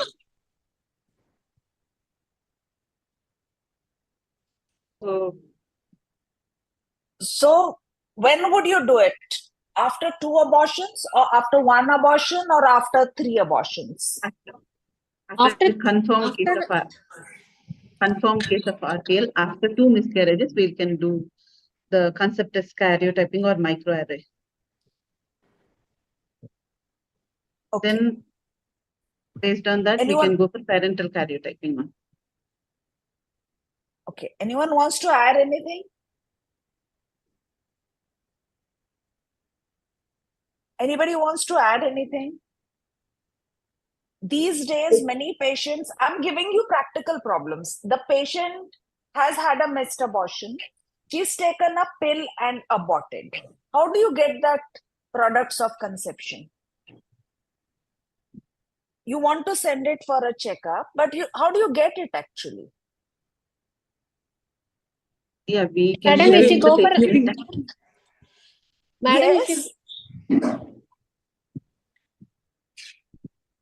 Yeah, please you answer. can have in whatever is please. Shalini ma'am, anyone please take it forward. Ma'am, actually, ideally for getting the karyotyping, we have to do a suction evacuation and we have to take out the products suction. But if the come on, now I'm really being your examiner. I'm asking you, you've done a suction evacuation, but now the maternal decidua is also coming out, right? Yes, ma'am. When you do a suction evacuation, the maternal decidua is also coming out. Now there is fecal maternal contamination. So how are you going to manage that? You have to put the specimen in the normal saline. Hello? Yes, please go ahead. If it is the fetal material is there, it will float on the top, ma'am, because of the chorionic villi. Yes. So this is a very important point. This we don't do, but this needs to be done. Otherwise, you will be sending maternal residue and no fetal tissue. So whatever tissue which floats, ma'am, that is the chorionic villus tissue. That is the fetal tissue which will be sending for the testing. So thank you. Thanks a lot for that. So now, will you do genetic counseling, or you will have the lab people do it, or will you designate somebody for a genetic counseling?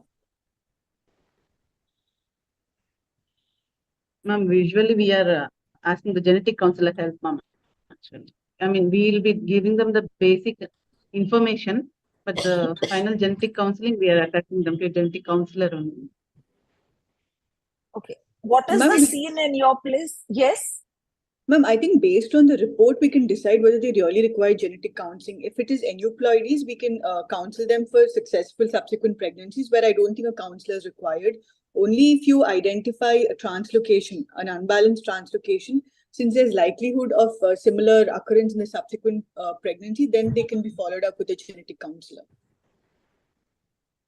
Means, what I would like to add here is that to be on the safer side, because what happens is if a patient has aborted with you twice, for her 3rd pregnancy, she wants to go somewhere else.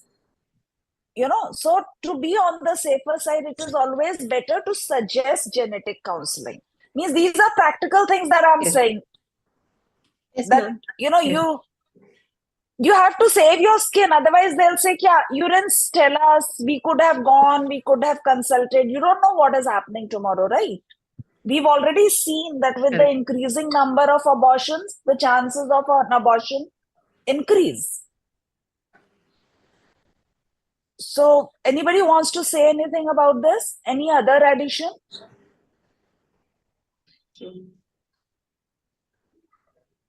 Anybody wants to add anything? Ma'am, Dr. I want Uma? to ask, ma'am, I want to know, like, balanced translocations, how you are managing in your practice, ma'am, when you get a report of balanced or unbalanced translocations. See, a balanced translocation usually will not abort, right? It just goes on with a little bit of for the subsequent generation. But with an unbalanced translocation, the chances of loss are much more, and the chance of recurrent loss are also more.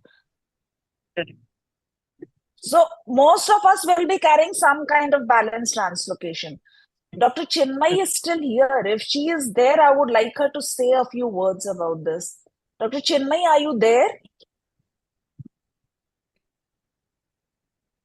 She's on, but she isn't speaking.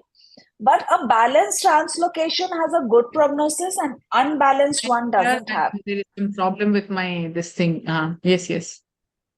You know, there was a question from one of our panelists that if there is a balanced translocation versus an unbalanced translocation, what is the difference in management?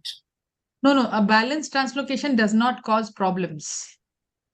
Problems are always caused with unbalanced translocation. So when we are looking for translocations in cases of recurrent pregnancy loss, we will encounter a situation where the conceptus has unbalanced translocation, but the parent is carrying a balanced translocation. So the parents will not have any problem. The person who carries a balanced translocation is not affected. So whenever you will have an unbalanced translocation in the product of conception, you will get the parents karyotyping done. There is one problem which is happening nowadays. People are using microarray. It's a good test.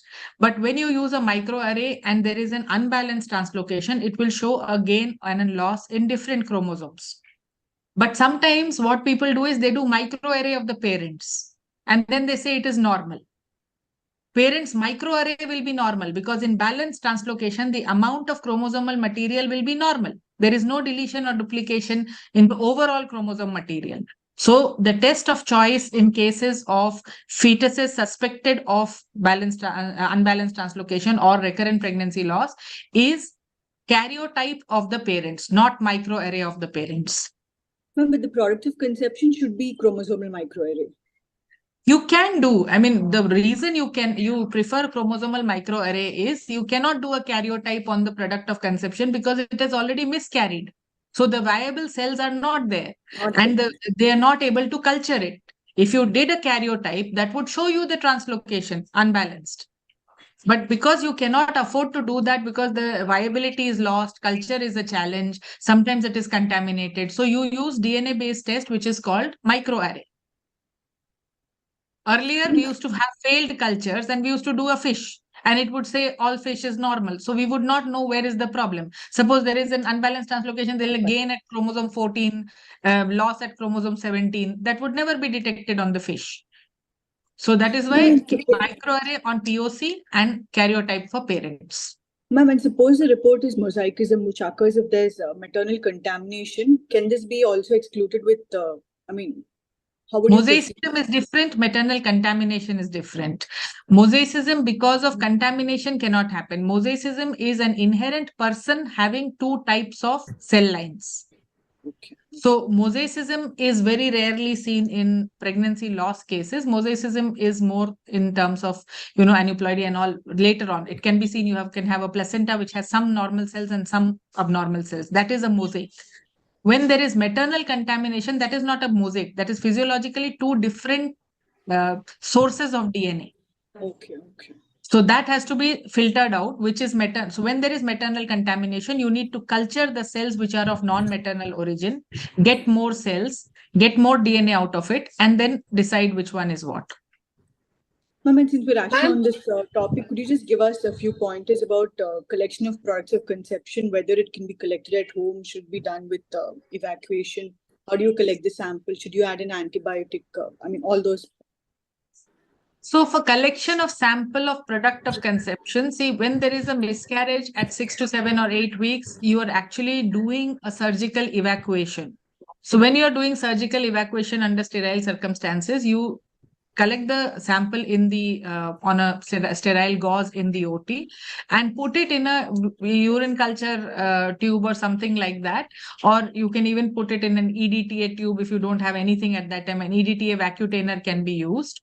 Or you just send it in a plain tube to the lab. If you inform the lab well in advance that you have a product of conception to be sent, they usually send a person with one little kit who comes and he just transfers from your container to his container and takes it.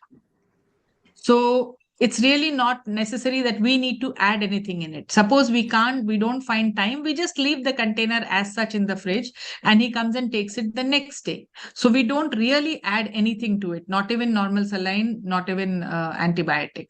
Whatever is there is in his own collection thing. And wherever we are, in all the centers that we are talking about right now, I'm sure we can access a lab within 6 to 8 hours.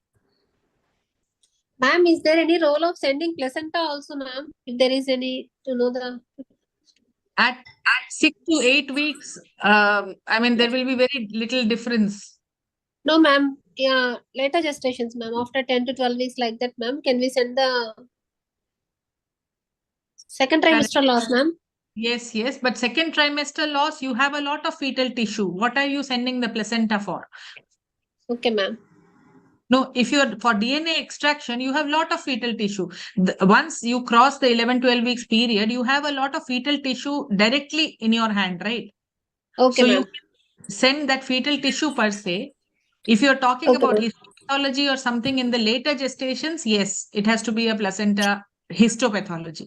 But when we are talking about genetic material collection, then you can send the direct fetal tissue. You can take a punch biopsy from the skin. You can just make a little nick, take something from an internal viscera. You can send a piece of the umbilical cord. You can send a skin piece. So many things can be sent for DNA extraction. Okay, ma'am. Okay.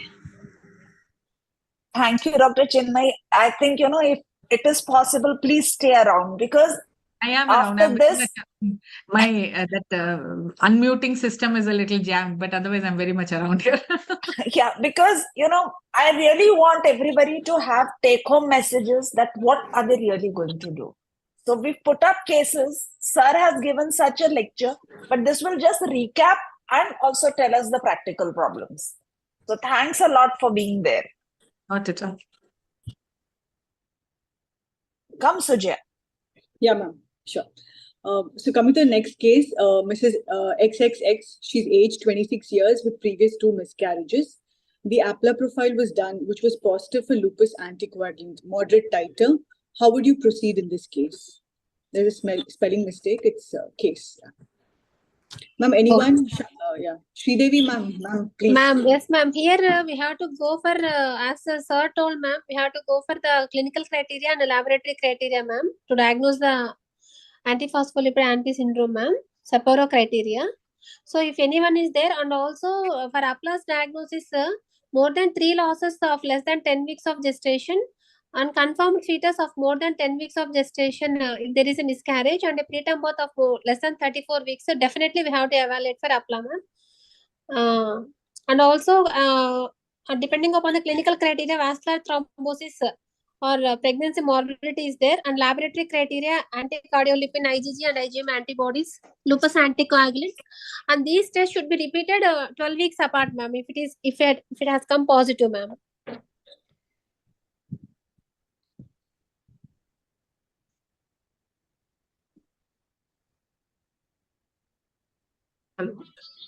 Ma'am? Yeah. And if for confirmed cases, we can start, as Sir told, we can start with aspirin and heparin, ma'am. In the subsequent pregnancy or pre-pregnancy. Yes, so when would you start aspirin? Ma'am, usually we can start aspirin after 12 weeks of gestation, ma'am, but the confirmation of pregnancy. I think wrong. People, yes, yeah. Dr. Shalini. Dr. Shalini? The recent consensus, we are starting as soon as the pregnancy test comes positive, we are starting aspirin. Okay, ma'am. Heparin, Dr. Uma? once the fetal cardiac activity. Actually, aspirin in known cases is started even before pregnancy. You are starting heparin after you see cardiac activity, but you are starting aspirin before she gets pregnant. Okay, ma'am. Ma'am, before pregnant means when we are giving her the treatment, ma'am, when we are... when she's planning pregnancy, she has to be. So 3 months Ma'am is saying is along with the folic acid, you can start her on aspirin too. Should we start aspirin 3 months before or 1 month before, like how we are... 1 month before is fine. not 3 months before. But Yeah, if she's already correct. trying spontaneous pregnancy, then she can continue, because you cannot switch on, that now you're going to get pregnant when she's trying spontaneously. Madam, dose is 75 milligrams, ma'am. Yes, dose is 75, 1 milligram per kg body weight or 75 milligram. Okay. Okay, this dose is different from the dose of PIH. You remember that? For PIH, Yes, what we give at 12 weeks? 150 milligrams, ma'am. Yes. After 12 weeks of gestation, ma'am. Yes, and here we are going to start her on 75 milligram, and then we are going to give her heparin once the fetal heart is seen. Confirmed. Yes, Yeah, ma'am. confirmed. Cardiac activity is confirmed. So this is the basic management summary. Would you advise her any lifestyle changes? Lifestyle modifications and smoking. We would ask them to optimize their BMI. So weight loss would be advisable.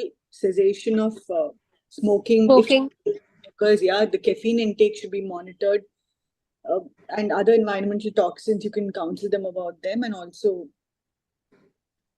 that should be it. And we're missing something. Think over, if she's underweight, she has to put on weight. Okay. It's not just losing the weight. It is, if she's underweight, she has to put on weight. If she's over exercising, she has to do moderate exercise. Okay. Okay. Okay. Then these are the investigations. And then you've started her. What are the Sapporo criteria? Could somebody please describe this? Sapporo criteria, ma'am. Yes, Sydney Yes, revision please. of Sapporo's criteria, ma'am. In this, there are two columns. One is clinical criteria and one is laboratory criteria. In the clinical evidence of vascular thrombosis, it can be arterial or venous thrombosis. And pregnancy morbidity, it is less than 10 weeks, more than 3 consecutive abortions, which cannot be explained, ma'am, where we rule out all the other causes. Whereas more than 10 weeks, 1 or more death of normal fetus, or less than 34 weeks, 1 or more premature births due to severe preeclampsia or placental insufficiency. Whereas laboratory criteria, so most of the cases, so confirmed thing is anti-cardiolipin antibodies, IgG and IgM titers. It should be medium or high titers, more than 40 GPL or 40 MPL. Lupus anticoagulin, whether it's present or not. These are the two most important. Dr. Pai sir spoke a lot about the history. How many of us are actually taking the history of previous thrombosis? We are not taking, ma'am. From now onwards, we'll take, ma'am. That is what we don't take. So then we are missing this point, right? So that is one history that we have to take. Now, somebody doesn't know that they have had thrombosis. What are the clinical features that you will ask for in the history? How will you get from the patient that she has had previous thrombosis? Any history of DVTs, but usually they will say no, DVT is your medical diagnosis. What will the patient tell you? Color changes in the legs, color changes in the limbs. She may have pain in the severe redness. Please put on your camera, otherwise it's very difficult to make out who's speaking. Please put on your camera.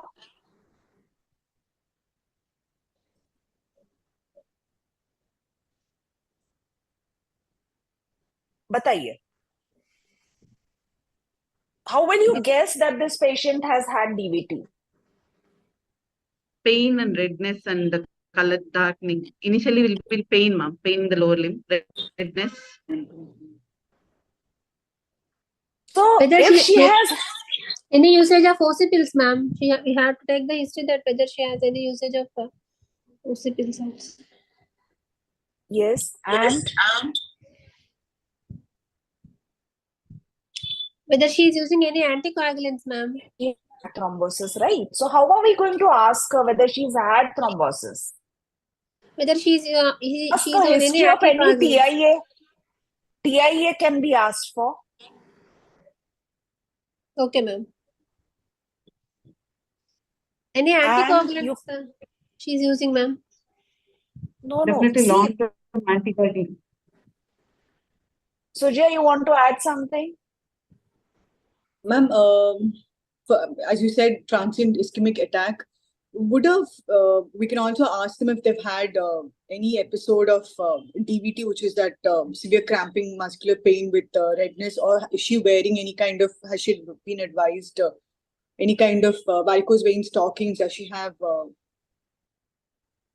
Would you like to look at her legs? Examine Yes, her. ma'am. In the examination, ma'am. You need to look at her legs, right? We are so used to looking at the vulva, vagina, and cervix. We actually don't look at the legs which are lying just beside us. So that is one more thing that we need to do. Madam, family Then- history of Yes, Then we need to definitely she'll ask give a that treatment history. ma'am, prolonged history. And what about whenever there is acute TIH? A woman has come at 32 weeks suddenly with a BP of 210/160. Do we think of antiphospholipid syndrome? yes, ma'am. Yes, ma'am, there is a chance. No, we have studied it Early today, onset. but that is not the thought that comes to our head immediately. Yes, So ma'am. that we need to actually keep in our heads that if a patient has had that sudden PIH, then this can also be one of the causes. So Sujya, over to you. Yeah. So coming to the next case, we have Mrs. XYZ, who's aged 29 years. She's undergone one first trimester loss and one second trimester miscarriage. Her endocrine and APLA profile are normal. 3D ultrasound reveals that she has a septate uterus. What would you counsel the patient, or what would be your line of management? We should look for the congenital anomalies of the uterus and also acquired anomalies of the uterus, ma'am. Here, Ma'am, For this we have- the ultrasound shows that she has a septate uterus. So we have a diagnosis here. She has a septum in her uterus. So what would you counsel her as in? She had septate uterus. She has septate uterus, and she has also history of miscarriages. Yeah, ma'am. we can Because once she has miscarriage, but that miscarriage is second trimester.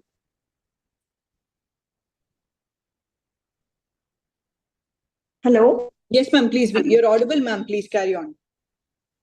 She had one miscarriages which is related to second trimester. Second trimester miscarriages are mostly due to uterine anomalies. Because she had one miscarriage, we may relate that septum to this miscarriage also. This septum. So we can counsel that this after septectomy or resection of the septum, she may improve, that she may have chances of getting a pregnancy carrying to the term. And other anomalies also should be ruled out along with septum. We should see whether there is any bike or we should as if it is ruled out. Would you do a it's okay, but circlage in this case? Would you like to do a circlage in this case? Ma'am, we have to measure for the cervical length, ma'am, in ultrasound. Ultrasound gets guided circlage. If it's less than 2.5 centimeters, can be done, ma'am. No, according to the guide. But actually, guidelines. Yeah, please, Shalini. According to Ma'am, guidelines, please no. carry on.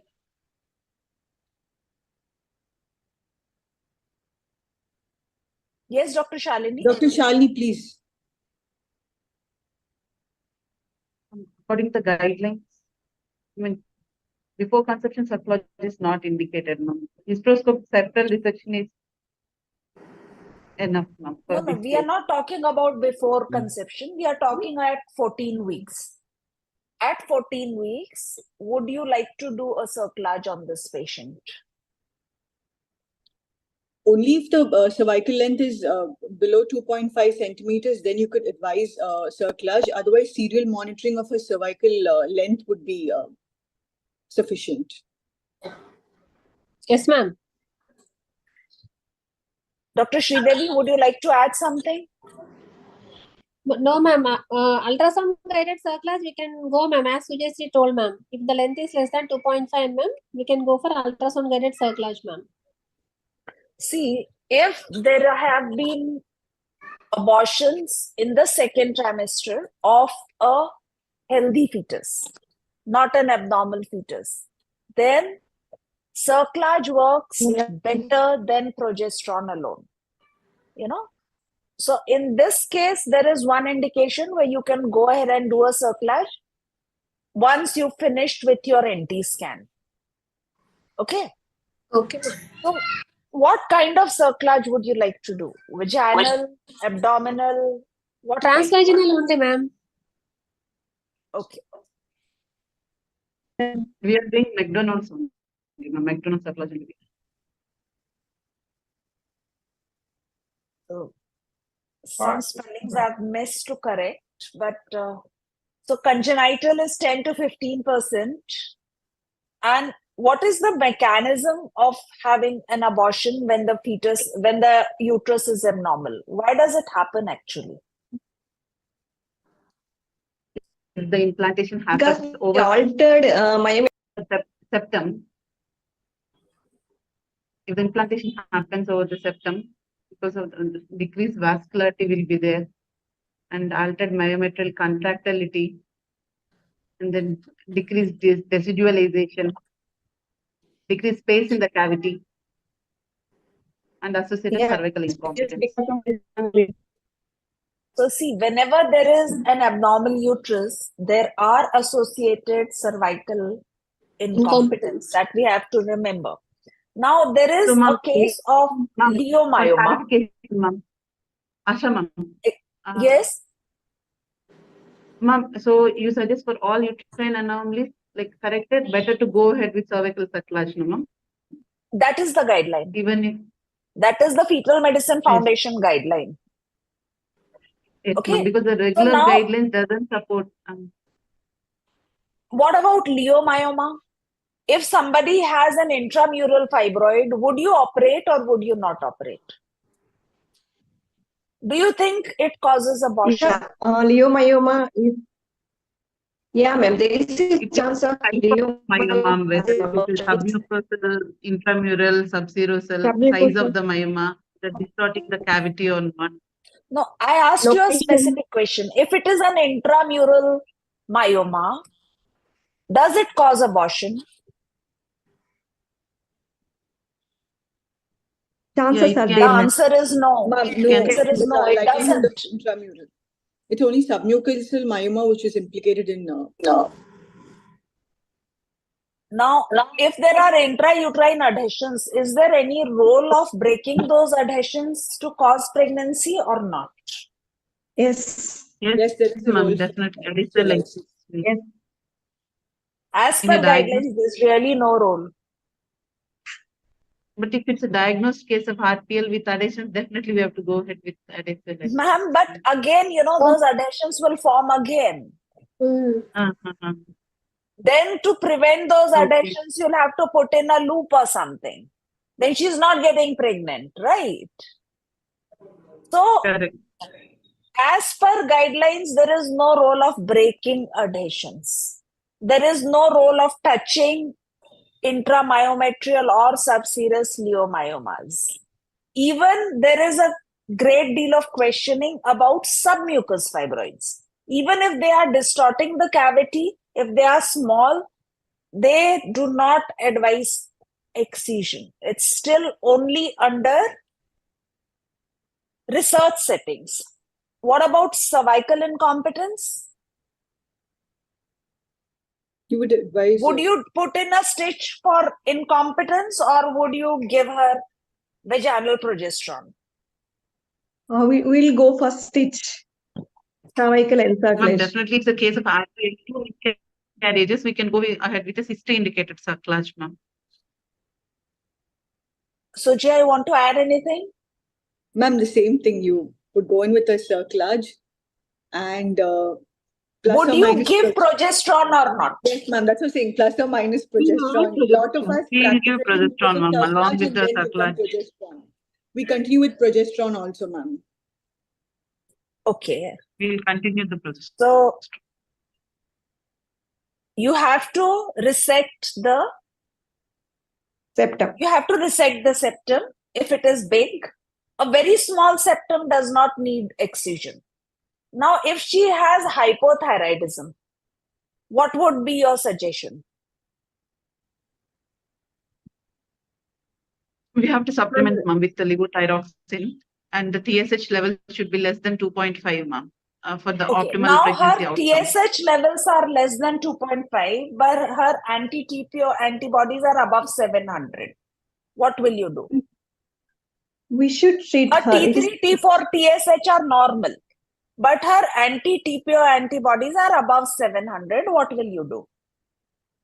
So when that TPO antibodies are positive, it's better to evaluate their thyroid profile every 4 weeks during her pregnancy. Because it could be, she could likely land up with hypothyroidism during the course of her pregnancy. So, you have to monitor her every 4 weeks to see if she develops TSH values above 2.5. So that's fine. So that means that we are going to monitor, but we are not going to give thyroxine. No, we're not starting her on hypothyroxine. We are not going to give thyroxine. So that is a very big carry-home message, because many times you see such a high titer and you want to write thyroid medicine. That is not indicated. Okay. Now, if she has poorly controlled diabetes, what do you want to do?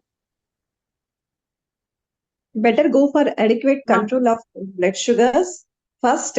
So we have to counsel her diet advice, exercise, then insulin.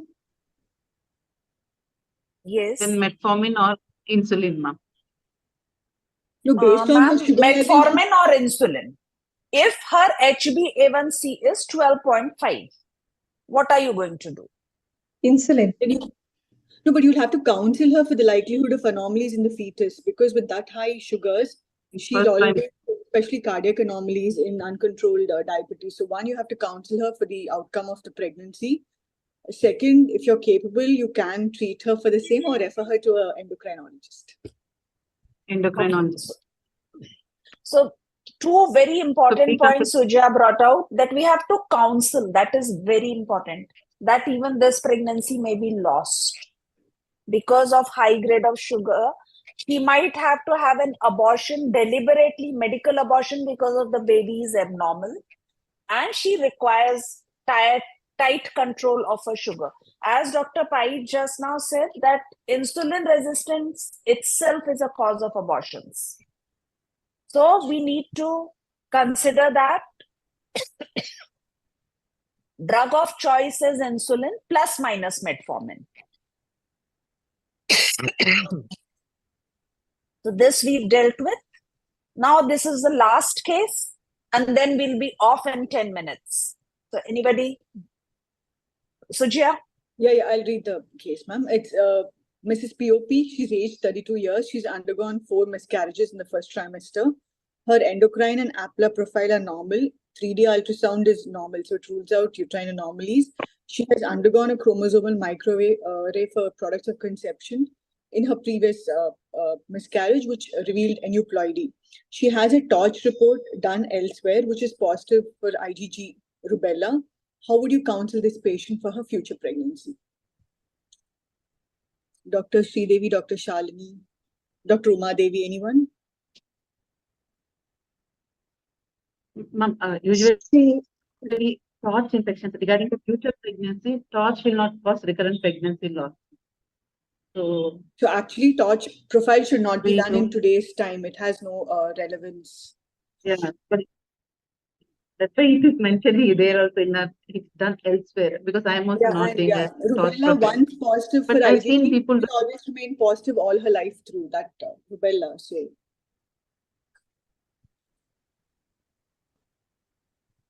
What about aneuploidy? Yeah, ma'am. Even her. I always have this doubt in the pyramicin and all. That is for If she has toxoplasma. had aneuploidy once, is there a chance of Correct. recurrence or is it a sporadic finding? Aneuploidy is definitely sporadic, ma'am. She has Sporadic, that is, it doesn't recover. chances of recurrence are less. So now what are you going to counsel this patient? Chances of recurrence are Even less. after Sorry for barging in, but if there is a chromosomal aneuploidy and it is again a translocation downs, we have to again look for them. So parental karyotype is a must if there is a miscarriage Even and a chromosomal problem. So any chromosomal problem, I mean, even an aneuploidy. Ma'am, Not like in this case, even if it's an aneuploidy, you will have to do a she has parental 4 karyotype. miscarriages and the one chromosomal test that you have of the POC is an aneuploidy. So this is a case for doing parental. They have Karyotype. one child who's full-term delivery, having standard downs. That may not be an indication. But this is an indication for doing chromosomal testing, karyotyping of the parents. Because she's 4 had so many miscarriages. miscarriages. Yeah, okay, ma'am. So if it's Dr. fewer Shalini, you want to ask Dr. Chinmay something? You're still looking a little confused. So if you want to ask. Ma'am, Chinmay, ma'am, I Yeah, had a actually- small doubt. So if it is lesser number of miscarriages, like suppose it was 1 or 2, we wouldn't be required to do a If we are classifying it as recurrent pregnancy loss, all other reports are normal, and the one POC that you have got tested has an aneuploidy, then I will definitely ask for a karyotype. Dr. Shalini, you asked. Please Ma'am, ask. yeah, one patient I've seen, ma'am, outside she was managed. After one miscarriage only, they have done the product of some conception karyotyping. It came out as Turner mosaic. Should we do parental karyotyping? Is it required, ma'am, in that case? Or I mean, not if you required? do it, you know that it is not because of any of the parents as such, but there's no harm in doing a parental karyotype, no? Correct. It's unlikely. A Turner's mosaic may be present for normal parents also, but once it is recurrent pregnancy loss, and once there is a chromosomal aneuploidy, then it is better to do parental karyotyping. Okay, thank you. Okay, has everybody's doubts been cleared? Ma'am, this is a very big take-home message, ma'am, because all of us. Hello, ma'am. Regarding short Yes. panel, ma'am, this abortion, Ma'am. There is no aneuploidy. Yeah, Dr. Umadevi, please. Yes, please. Please go ahead. Dr. Sridevi, please go ahead. Ma'am, yes, ma'am. I have one case, ma'am. First abortion was due to some congenital abnormality was there, ma'am. Second, again, she conceived after 6 months, ma'am. That also sudden miscarriage occurred at around 24 weeks, ma'am.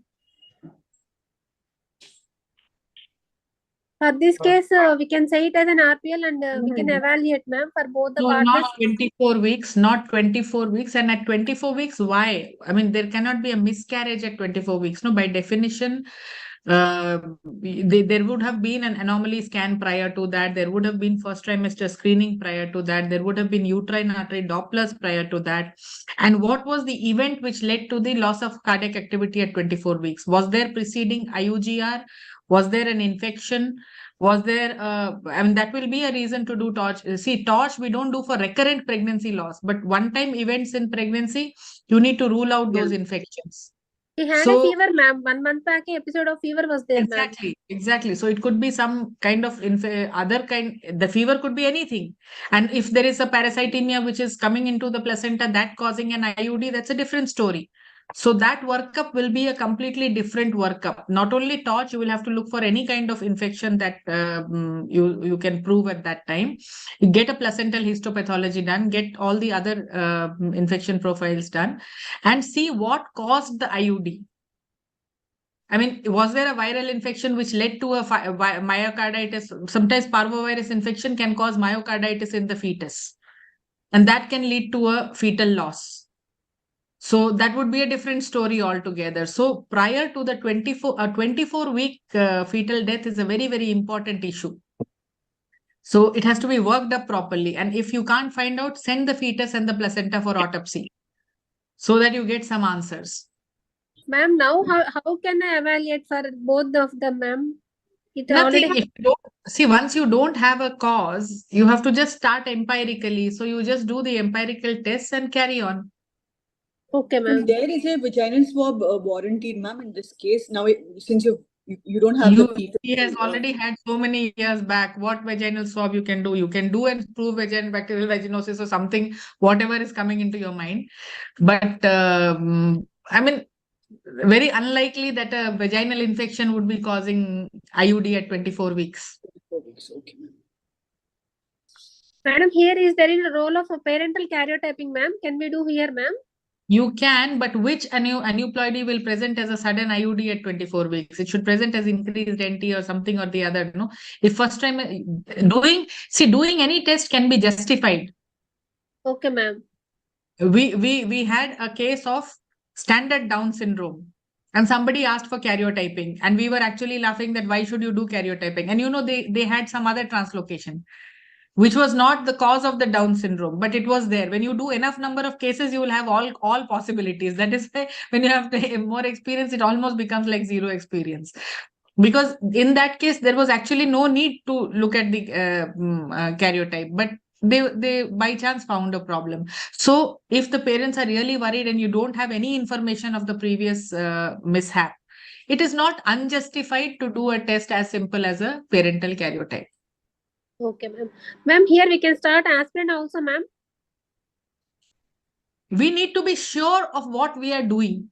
Okay, ma'am. So suppose she came to you with the IUD, you do a uterine artery Doppler then and there. How is it? Okay, ma'am. If it is normal, fine. If she has had the IUD long time in the past, correlate what were the findings. That is therefore a message for everybody that any first trimester scan, please do uterine artery Doppler, please document everything and do a screening. Any second trimester scan, please document dates, please document growth, please document uterine artery Dopplers. Because that will give you a hint in the future why that happened. It could be a sudden eruption. Trimester, what we have to do, ma'am? Uterine artery Doppler and growth scan, one more. All Dopplers.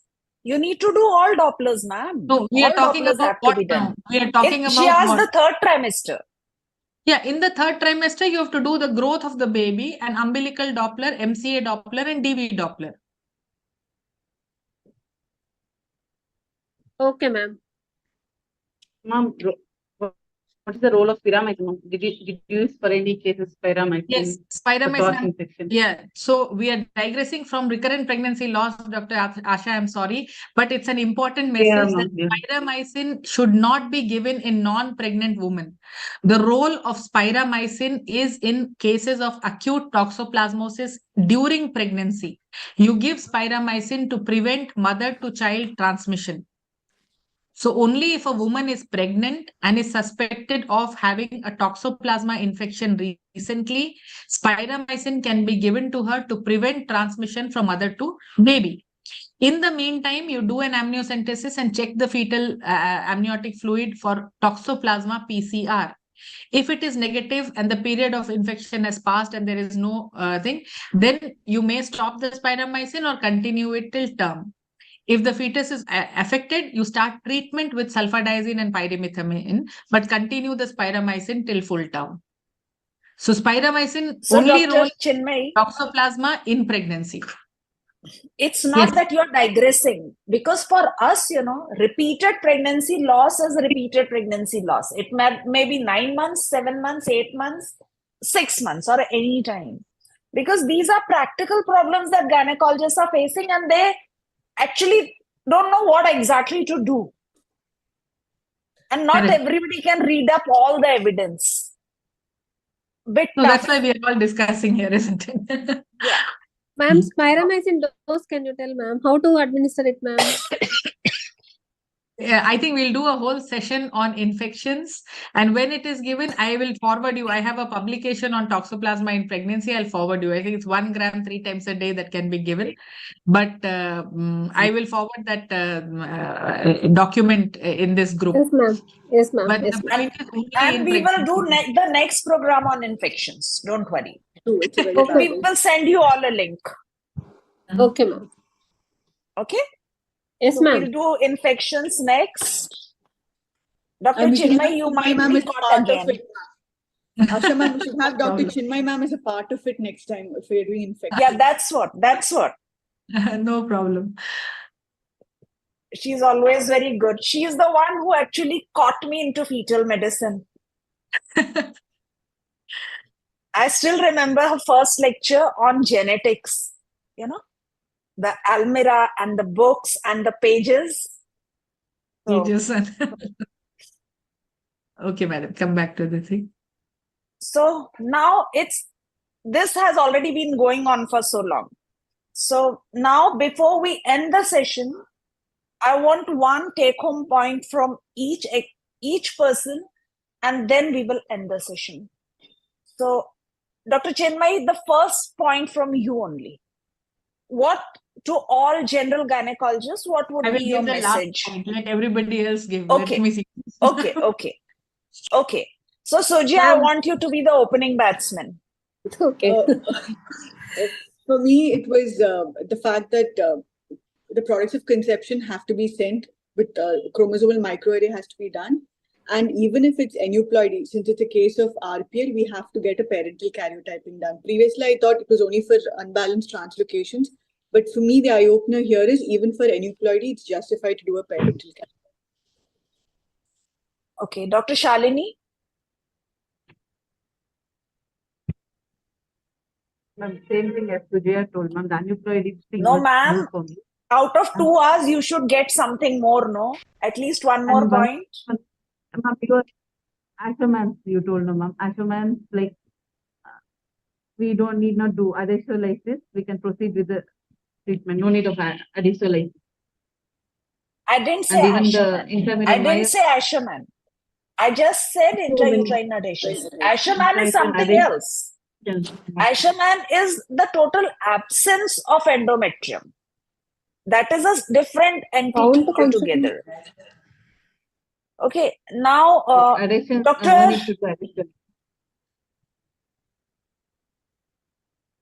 Ma'am, Dr. Sridevi.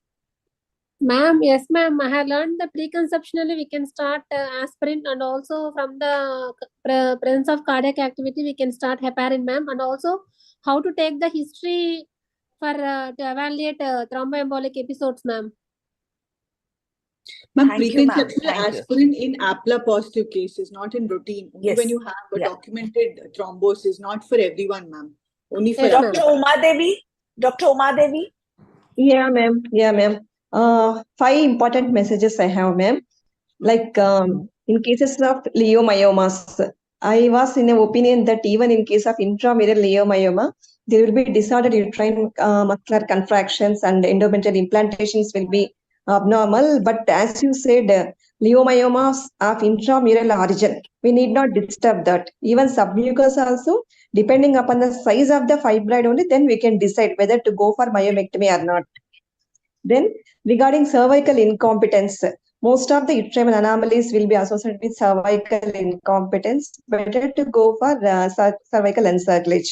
Third thing is in the presence of normal T3, T4, TSH levels with abnormal TPO antibodies also, we can wait. Need not to treat the hypothyroidism. Okay. The other thing is the aneuploidies will be sporadic. And I really thought that even in case of balanced translocations also, there will be like abnormal. But as madam said, balanced translocations may not lead to miscarriages. Unbalanced only we should go. These are the take-home messages, ma'am. Thank you, ma'am. You've really summed it up. Dr. Seshasai, sir? In all premises, Doppler is essential. And by doing that, we can see what will be the surveillance and the survival of the fetus itself. Yes, sir. So Aruna, ma'am? Aruna, ma'am? She's still there, but I don't know. Dr. Chinmay, now it's up to you to end. The final thought. Thank you very much, Dr. Asha. And I think it's been very, very informative. See, one of the most important points which I feel all of us should do is when we address recurrent pregnancy loss patients, we should tell them that it is not unknown that all your reports may come normal. Very many times what happens is if the first person has got a report, everything normal, they want to say that, oh, now I'll do something different and something different will happen. it's very useful to tell them that whatever treatment, whatever investigations you are having so far are also the regular ones. I may not be able to do anything differently. And it is a fact that 50% of patients will have normal reports. So once you explain this to them, and no need to keep on doing those reports over and over again once they've been done. If it has been done and she has been proved to be APLA negative, you testing it again is not going to make it positive. So that approach to a case of recurrent pregnancy loss, she's already having pregnancy loss, don't make it recurrent investigations also. So those investigations we should keep in a logical way. Genetics, we've already discussed again and again. And Dr. Sujayasri, the aneuploidy itself does not preclude translocation, because some translocations may be like a 21-21 translocation, a 14-21 translocation that will only present as aneuploidy, because it will be either a 14 trisomy or a 21 trisomy. So an aneuploidy does not preclude a translocation. But in any case, once there are chromosomal problems, we can test for them. And all of us should understand things better. And once there is a patient with recurrent pregnancy loss, tender loving care for ourselves also. After every counseling of recurrent pregnancy loss, 1 cup of coffee and talking to somebody who understands your pain. Because it's really, really frustrating sometimes. And that's one of the cases where we get humbled. So it was really nice interacting with all of you. Thank you, Dr. Asha, for bringing us all together. Although we are so close to each other here, we hardly get to meet. And hopefully all of us will come for the AICOG in Hyderabad. And we wish Dr. Asha all the best for her endeavors. Thank you. Thanks a lot. I ask for your blessings for Food, Drug and Medico-Surgical Committee. Please support me in this. Thanks a lot. Thank you. Ma'am, your background is nice, ma'am. Background is nice, ma'am. Thank you. And I have been to Tirupati multiple times. I've seen a lot of Andhra, Okay. This time Thank when you, you ma'am. come, notify us earlier, ma'am. Okay. Thank you so much. Thank you, ma'am. Namaskar and thanks a lot. Thank you to our chief guest, our guest of honor and friend Chinmay, Dr. Murlidhar Pai sir, Sujayasri for being here. I also thank Dr. Shalini, Dr. Sridevi, Dr. Seshasai Tirupati, Dr. Umadevi, Aruna ma'am for being here, and somebody who's not actually named themselves. So everybody who's here, Corona Remedies and all the delegates for giving us so much love. Thanks a lot for being with us. See you again next week on another topic. Thank you. Good night. Bye-bye. Chinmay, ma'am. Thank you, ma'am. Thank you so much. You made our program invaluable. Oh no. Thank you. Always. Thank you, ma'am. Thank you. Sujayasri, thank you. Please stop. Okay.